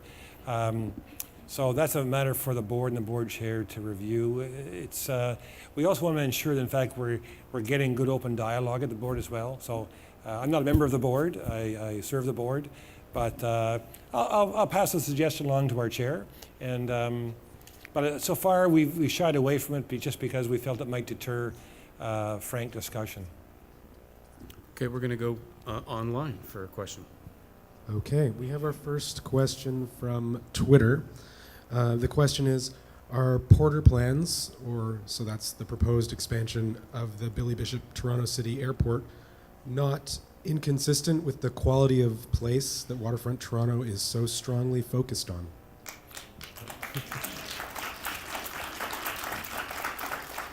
As I said before, it's really a question of scale, making sure that there's a balance there between the Porter operation and the other uses. So right now, there's challenges on Erin Quay with traffic because of taxis and so forth. It's quite bunchy. The tunnel that's going to be open shortly may resolve some of those issues. But the question is really of scale. So the not the subscriber, the person on the other end of that line, whatever, the gentleman or person who sent that in is correct in the concern. I think we are concerned about it, and that's why we're involved with the scope to make sure, in fact, that the scale is maintained. Okay, next question. This mic, please. What is district energy, please? District energy. I don't know what that is. District energy is a concept whereby you have a source of heat or cooling that is piped to all the buildings. So what it does, and this is very common in places like Stockholm and Copenhagen and places like that, what I would say, it helps future-proof the neighborhood. So what you do is you might start off with a source of heat that is maybe gas-fired or whatever, or wood-fired or whatever, but you can convert that over time because you and your apartment are getting hot water or cold water to feed your particular HVAC unit. Where it comes from a central source that's more efficient and that can use a variety of energy inputs, whether it's combined heat and power byproduct or whether it's gas-fired boilers or wood or whatever. Geothermal, perhaps? Potentially. We've looked at geothermal in the neighborhood, but it requires such a large field that we didn't feel it was practical. Thank you for your question. Thank you. Hi, I'm Norman DePasquale. I'm the chair of No Jets TO. I just wanted to say thank you very much for your strong statement on the proposed Island Airport expansion. My question to you is, what would your vision of the Bathurst Quay be if you had your druthers and carte blanche to redo that place? I'm not an urban planner. Yeah. But certainly what exists there today is not very attractive. I mean, it's really congested, and I have heard some developers have had chances to look at it, not through us, but outside have looked at it and thought of ways of redesigning it to make sure that the drop-offs, for example, are below grade and all those kinds of things. It's a real challenge. The silos are a challenge. They're just about falling down. And what do you do with them? So I haven't put my mind to what I would do if I was a designer because I'm not that talented. But certainly what's there should change dramatically. Thank you. Thanks for coming tonight. Okay, we'll go on to Twitter again or online. Okay, this is a question from Twitter. What is your strategy for securing future funding or commitment from the 3 levels of government, and what can the public do to help? That's a tough one. I mean, I think that our strategy is to, again, look at these things from I'll call it a bucket point of view and point out the needs for this. For the subscribers' interest, I'll just point out one example, the flood protection. In Alberta last year, in 2014, I guess it was, they had major floods. The federal government paid for 90% of the damages. I think it was $3 to $5 billion. So when we talked to the finance minister, we were saying, here's a way that we can mitigate flood protection. We're asking you for the third of the dollars, and it's an ounce of prevention against a pound of cure. So if you had that flood that we were portrayed in the lower Dawnlands, you'd probably have $5 billion for the damage. So fixing it for a third of the cost at $325, not such a bad deal. So I think that's kind of one of our strategies to point out to the federal government, flood risk mitigation is a very valuable proposition for them because they're sort of on the hook in a lot of ways to pay for some of the outcomes of the flood. So that's part of the strategy. And we have our colleagues at the city who are funding it through development charges. And then we have yet to work on the province to figure out how they might do this. And flood protection is of concern to them. So it's really pointing out to the governments what's in it for them, how this can help them and the community at large in the short term. Okay, just a reminder, we have a mobile mic if you can't physically make it to the microphones. Hi, my name is Joe Callahan, and my first thank you for all your efforts to you and everyone at Toronto, Waterfront Toronto. I think you've done an amazing job.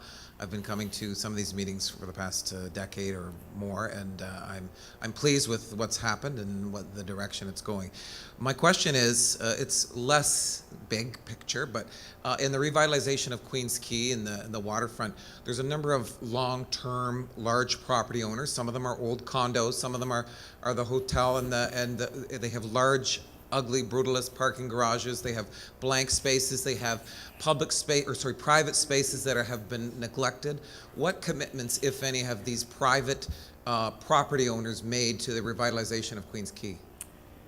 It's a struggle. That's a very good. Thank you for the question, Joe, because it's interesting, because we can't change some of the, once a condo's up and has 500 owners in it, it's there forever, and so we can't change that. But to be fair, when we looked at revitalizing Queens Quay, it's such an important street, we went to all the condos and property owners along that street and said, look, if we just fix the absolute right-of-way, the legal right-of-way of the city, it's pretty narrow.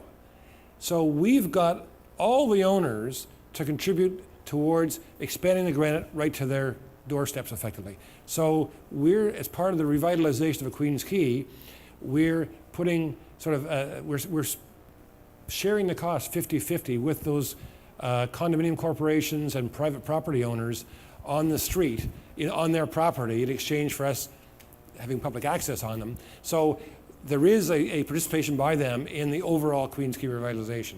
So, because we were very concerned, otherwise it looks like a narrow channel, and you've got the ugly concrete and this and that sort of hodgepodge along the street. So we're actually going out to sort of the building bottoms on private property with the granite, and we're sharing the cost with the private property owners. So we're improving it with their help where we can, but we can't support tearing down parking garages and buying out 300 condo owners in a building. Okay, this mic, please. I want to thank you again for today's presentation and all of Waterfront Toronto's efforts. I have a quick question about the GO line that runs along the West Don lands and the Unilever site. I've read that there is going to be GO station, there might not be GO station. Are there plans to put like an exhibition-like station on the east end like there is on the west end? It's being contemplated at the Unilever site, because that can be a very successful commercial node for employment. We've been talking to First Gulf, who have a proposal to build 15 million square feet, 12 office and 3 retail at that location, and that will require higher order transit. And they've had discussions with Metrolinx about a station at the location if it goes ahead. So it's a possibility, again, all tied up with, does that area develop? Now, that's a long-term plan. We've got 6 million square feet of office space coming on stream now currently, but that will be, I think, a very viable commercial node long-term. I think people are finding that some of these suburban office campuses don't attract the talent that people want to get. So I think having an office node that competes with suburban nodes on a price point will be quite successful, in my view, and that will require higher order transit. So there's talk with Metrolinx about a station, and that's also part of the Smart Track proposal as well, to put stations along there, including one at that location. Okay, let's go online for the next question. Okay. Let's go to this mic. My question is regarding the revitalization of Queens Quay, specifically at Bathurst and the Bathurst Quay Precinct Plan. I've been to many of the meetings, and one of the main things that has been mentioned at all the meetings you mentioned not sure what to do with the silos, Canada malting site, and distillery district-like model has been mentioned many times. And just wondering what your role is with the Bathurst Quay Precinct Plan, and if you could get involved in this. What we're doing is since that's being precinct plan has been done by the city, and we're kind of on the side, that issue sort of helping out and contributing, but we're not leading that exercise. That's being led by the city of Toronto, I believe. Is that correct? Yes, that's correct. So we're not involved so much in that.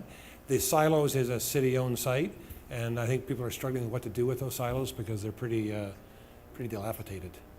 So we don't have a strong direct involvement in that particular precinct. Could that possibly change to get your involvement? Well, Pina, I think, are we in part of the precinct planning meetings, Pina? We are. So we're involved in the precinct planning exercise, sort of as along with the city. Thank you. Okay. There's a Sam. Yep. Sorry, go ahead. No, I sorry. have a question. Do you have a mandate to work together with Tourism Toronto to promote the waterfront? I would love to be able to write to all the councillors and tell them that waterfront is worth the effort of bringing in more money rather than the airport expansion to bring in more passengers. I think that makes more sense. And I wonder, do you have the mandate to work together with Tourism Toronto? We don't to have promote that? we don't have a written mandate per se, but we certainly work with them and every other agency on the waterfront. When I first joined the corporation, I started counting up the agencies we dealt with, and I sort of quit at around 32. But we work with everybody, and so clearly Tourism Toronto would be one of those agencies we'd work closely with and try to promote. And they use our materials quite often, and I'm going to punt a question to Meg. You're nodding there. Microphone. Meg is our VP Development.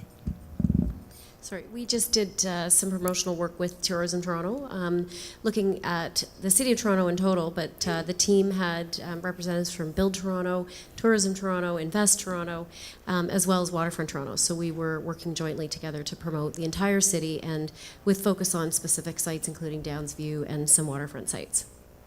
Thank you. Okay, yeah, online. Okay, another question from Twitter. If only one or maybe two levels of government renew your mandate and funding, will you continue in some form? Well, it's interesting. That gets back to our question about Waterfront 1.0 or 2.0. 1.0 takes us to 2023, which is the end of our mandate. It's a 20-year mandate. Governments have a 5-year option, but we're sort of planning on the 20-year mandate. So we are in existence until 2023, and we'll take whatever funding we can get on top of that. Be glad to get it. One government, two governments, or three. Okay, Wayne, now it's your turn. Hi, my name is Wayne Christian. I'm a retired weather specialist, and some people say I'm pretty good at statistics. A couple things. Firstly, I'm not operating at 100% capacity physically and in another way. As far as how I think, I'm probably operating at 70% capacity, but that's a little bit higher than Porter Airlines seat capacity. A couple of points or whatever I want to make before I ask my question is I might not be quite as professional and quiet as Ken Greenberg. I'm a little bit vocal at times, trying to work the Twitter way, but a point that Ken made at a meeting to understand and really get the concept of the size of Billy Bishop Airport. Thanks to Ports Toronto on their site, they said they're 225 acres. Ottawa International is 4,500 acres. Ken at a meeting laid out exactly how large that is, and him and I, we kind of shared notes to get a concept of really putting Billy Bishop comparing to Ottawa, which Ports Toronto doesn't want to compare.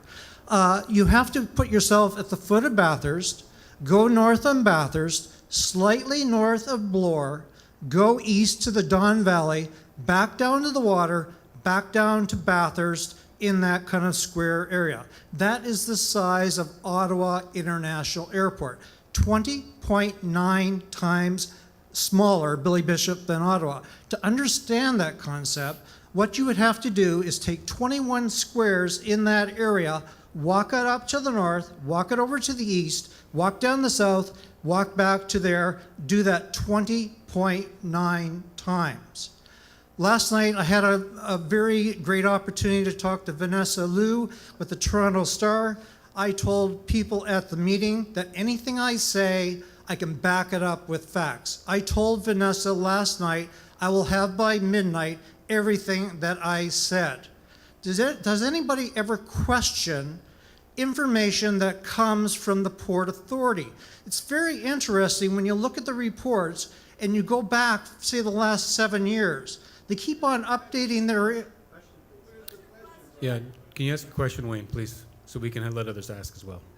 Okay, my question is then, how do you put an economic value on an expanded airport with jets, the negative aspect, versus the value of the waterfront Toronto value? Everybody talks about at the airport, it brings in $2.06 billion. How do we balance this out so that the general public, all of Toronto, really knows what the negative value is and what the positive value is? And there's a lot of hot feelings about the airport. This isn't meant to be a Billy Bishop Airport meeting. I think we've said our point is we want to get the facts. The environmental assessment can look at all those aspects. We're involved because we want to look at the broader issues. We want to make sure everything's included in that discussion, looking at the social values, looking at the economic values. So that's what we're trying to do, is ensure that's looked at as part of the process. So your concerns well taken. Wayne, I appreciate that. And there's others here who are very concerned about it, as we are. But let's get the facts on the table. Okay, just to wrap it up, all I want to say is... No, Wayne, you're being disrespectful. Thank you for your comment. But this is, I think we've addressed, as much as we can tonight. We'll have other meetings on Billy Bishop, I'm sure. Next. Okay, Robert Skowski, co-captain of the Cycle Toronto Ward 14 Advocacy Group. I want to say I'm looking forward to checking out the Martin Goodman Trail when it's finished in June. But I have two concerns. One, how would we be able to connect Toronto's neighborhoods such as Parkdale and Riverdale to the waterfront? And two, how can we address Toronto's wayfinding system? Wayfinding system insofar as... So like navigating Toronto's neighborhoods, like how they can get to the waterfront and how far the neighborhoods are for the along bike trails, for example? Yes. Okay. That's a good question. I don't know the answer to that. I know that concerns going north are important. For example, we have built the Bala Underpass to connect the Corktown Common trails down through into the River Trail system. But as far as the wayfinding help, anybody? Well, we actually tried a bit of guerrilla marketing. We put to the waterfront 2 minutes on the sidewalks because our BIA friends were looking for help on the marketing. So we did a bit of guerrilla marketing, but I think we're looking for more of a... James, have you got an answer to that, or Pina, on the wayfinding? Yeah.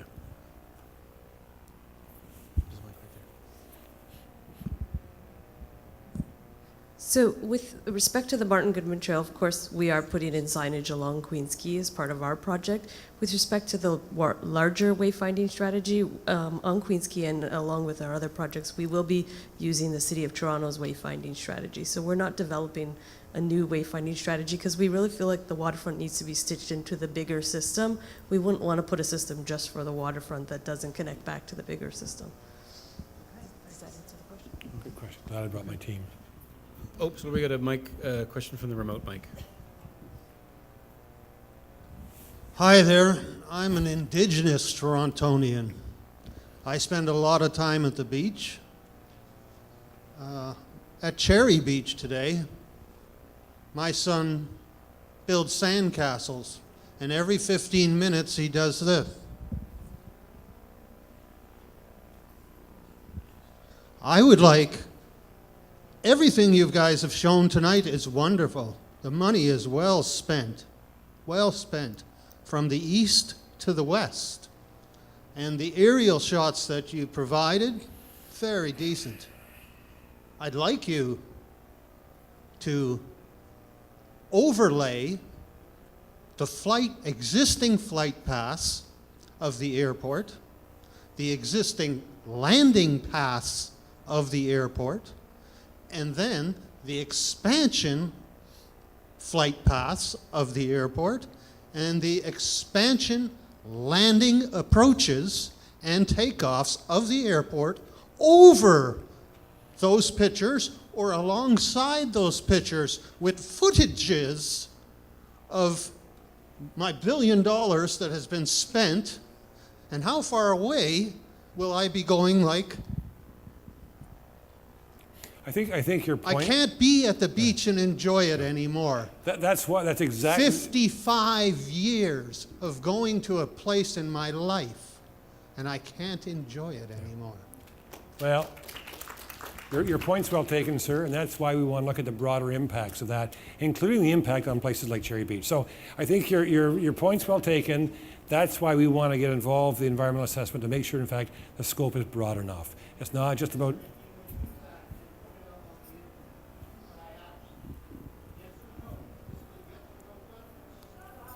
Sir, I think that's probably going to happen as part of the EA, but we don't have the capacity or the expertise at Waterfront Toronto to do what you've asked. Okay. That's the next question. Okay. We have a question from online. We sure do. This one's again from Twitter. What is the total population of the waterfront today, and what will it be in 15 years, including your lands and the surrounding areas?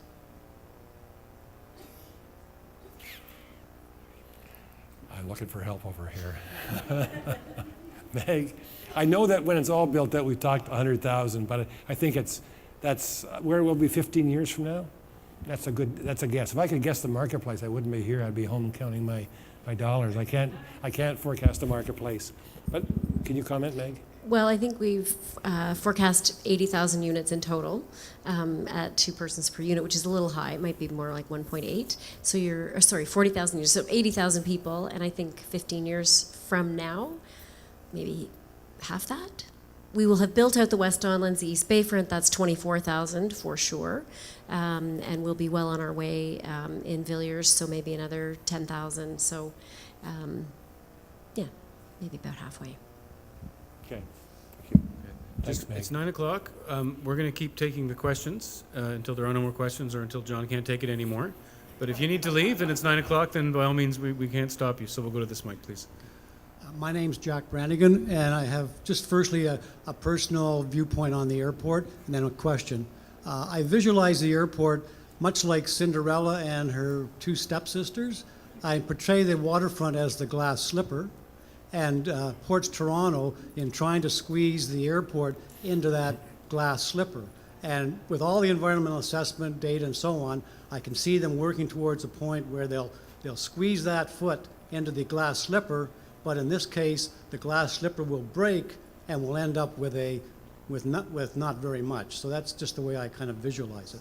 My question is, in terms of the Waterfront Toronto and say the province, in terms of global warming, as a stakeholder that takes part in the environmental assessment, can Waterfront Toronto insist that the carbon footprint of whatever airport exists after they go through this assessment has a lower carbon footprint than currently exists? And that includes like the auto traffic going to the airport, the increased traffic with turboprops and jets, and looking at the Ontario energy strategy for reducing carbon emissions. They don't include the carbon emissions for air flights that are outside of the country. They don't include international flights, which Porter would be considering. So I would insist that whatever comes from those flights be included in that carbon footprint assessment. Thank you. Thank you for your comment. We are looking at carbon issues for our precinct planning exercise. That's one of the tools we have. Lisa Prime, who's our Director of Innovation and Sustainability, is key on that. On the airport environmental assessment, it's difficult because, in fact, they're looking at impact of growth as well. So I can't positively say that we can insist that the carbon footprint would be less than it is today. I don't know enough about that to be able to comment. But it's something we'll have to keep in mind as we're going through looking at the scale and the scope of the environmental assessment as to how we build that concern into the EA. Okay, next question. Good evening. Thanks for the opportunity. You'd be happy to know my question's got nothing to do with the airport.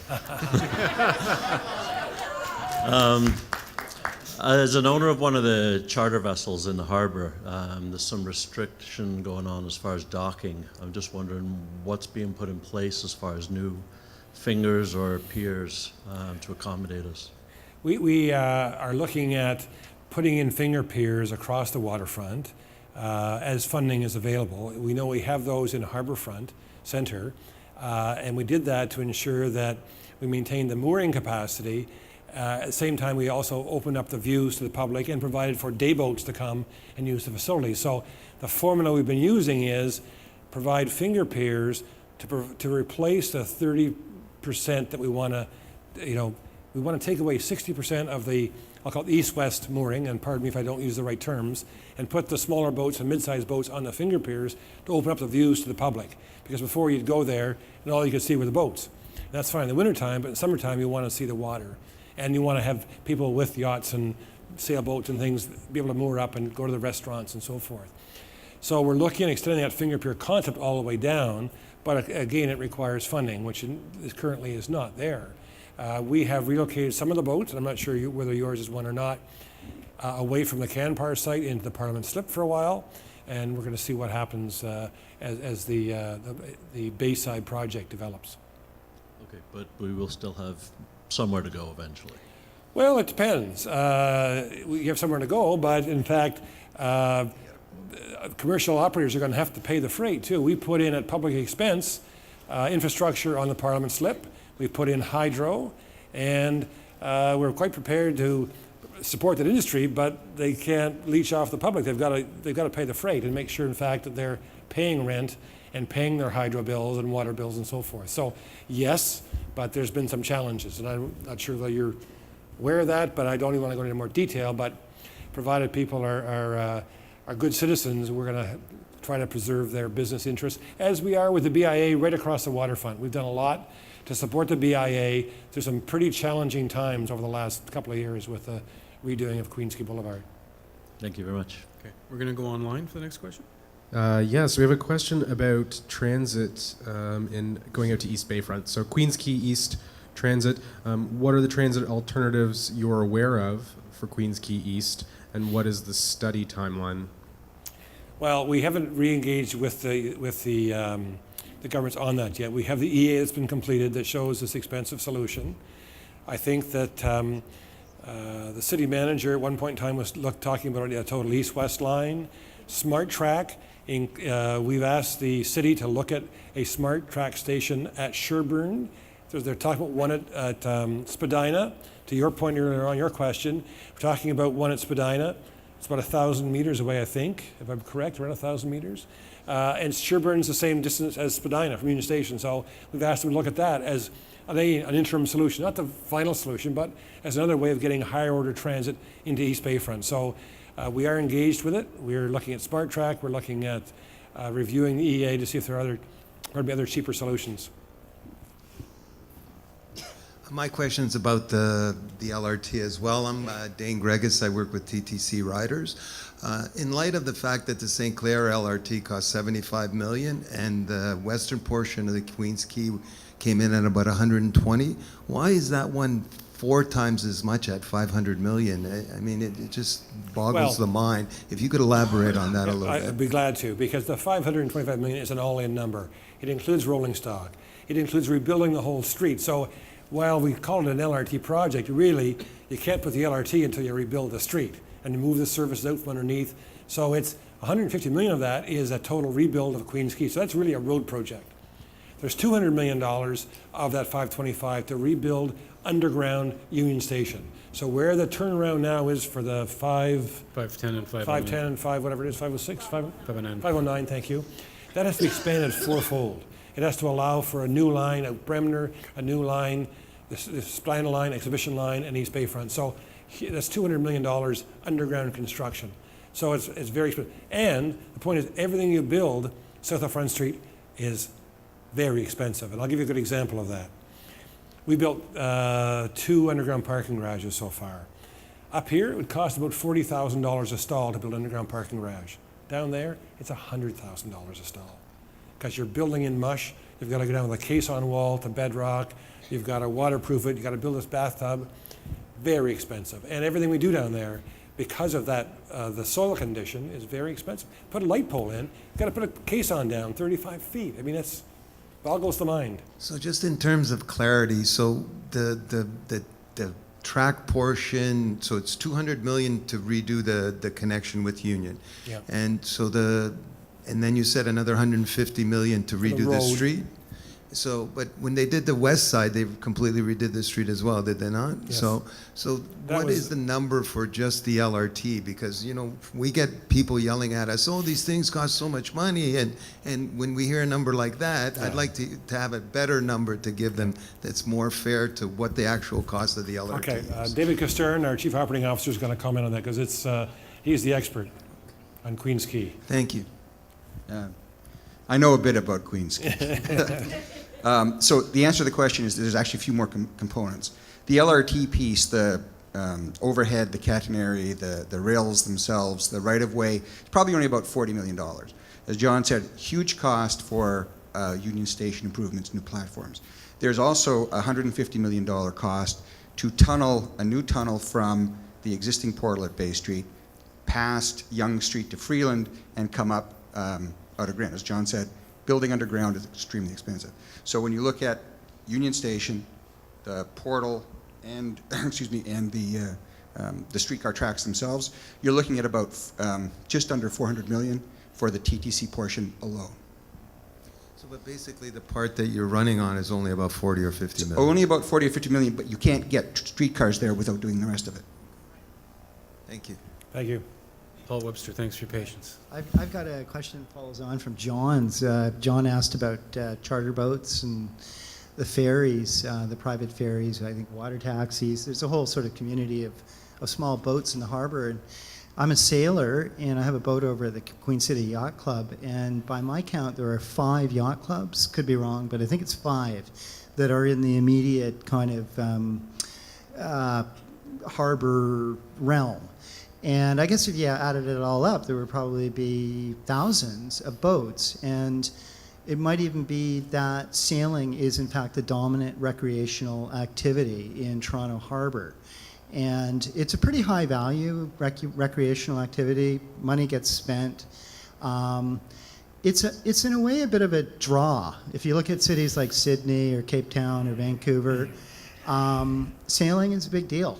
And sailors kind of define those cities, and they bring a kind of culture, and they bring prosperity, and they bring a kind of dynamic to the harbors of those cities. And I'm sure you've thought about all of this, and I'm not telling you anything you don't know.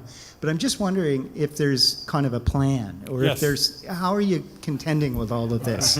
Got the question out. Thank you. Yes, this has come before, and what we did, and I can't recall what year we did it in, we did a marine study, because you can't just stop your thinking at the water's edge. You got to think about what happens in the water. And to your point, there's a lot of water uses, including future uses that aren't there right now. So do you have little jitneys or ferries that go across point to point? Got to get somewhere to go to. But as those develop, we're looking at how you build those into the plan. So yes, there's our marine study on our website, and it really addresses how we ensure that we're not ignoring that marine study, but looking at pump outs and water connections and power connections on the water's edge and those kinds of things. So yes, we're taking with that, and we. I mean, I think my question is a little bit like John's in that I'm sort of saying, are you folks going to put somewhere to tie up? Yes. Because right now there's really nowhere. You sail across the harbor, and it's actually quite treacherous getting off your boat. Well, okay, let me remind you what I said about the finger piers. What we had before was the charter hospitality industry was taking up the whole thing, and you couldn't come across and moor anywhere. What we've done is we want to free up 2/3 of that east-west linear space by moving the mid-sized boats onto finger piers, so we can allow for boats to come and tie up and have a beer or go to lunch or whatever. So yes, that's exactly in our thinking. Thank you. To allow for that to happen, because that's part of the animation of the harbor. So thank you for your question. Thanks. My name's Ange Valentini, and I work for Adam Vaughan, who's the Member of Parliament for Trinity Spadina. And Adam is in Ottawa tonight and can't be here, but I just wanted to commend Waterfront Toronto on Adam Vaughan's behalf for the fine work you've done over many years, building great public spaces on the waterfront and balancing the careful interest of all the competing interests and needs and expectations for our waterfront. And I also wanted to make it clear on Adam's behalf that he feels strongly that the federal government needs to renew its commitment to Waterfront Toronto into the future. And on the topic of balancing interests and needs and uses on the waterfront, Adam has a petition to the Government of Canada that he'd like to introduce in the House of Commons, calling for the tripartite agreement to not be reopened, because the tripartite agreement is really what protects the public's interests on the waterfront with respect to the airport. So thank you for your time. Thank you very much for joining us tonight. Please give our thanks to Adam for his ongoing support. He's been a great a supporter of ours and a great partner, and appreciate his support at Ottawa now as opposed to City Council, but certainly miss him here, but wish him well and thank him for his kind words. Okay, we'll go online for one question, then the remaining 2, and then I think unless there are any further questions, we'll call it a night. Okay. We have a question about the public spaces that have been completed to date. The commenter says that most of them to date have been paved or sand, etc., with little green space. Are there any plans for a true green space on the waterfront? Well, I guess I'm maybe going to the wrong locations. Corktown Common is 17 acres, mostly green spaces, I mean 700 new trees there. I don't know how many hundreds of shrubs and so forth. It's fantastic. Yes, there are some hard surfaces in the very dense areas on the water's edge, the Promenade, for example, but that's a sort of urban realm. But I think that we're building lots of green space, so I don't agree with the commentator. Our plan typically calls for, when we do a precinct plan, 25 to 30% of publicly owned, publicly accessible green space. And then we have also, in addition to that, we have privately owned, publicly accessible green space. In addition to that, there's privately owned, privately available green space. So I would argue there's lots of green space on the waterfront. This isn't a Chicago. Our major public realm is on the islands. We have 2,000 acres on the island. This is an urban expansion, but providing green space and great public realm within that urban area. Okay, Madam. What I haven't heard anything about yet so far is non-polluting sports, non-polluting water sports. And so canoeing and kayaking, you know, we're trying to indulge in something that's non-polluting and doesn't make any noise, and we're just pushed aside because, oh, there are bigger, more important things, you know.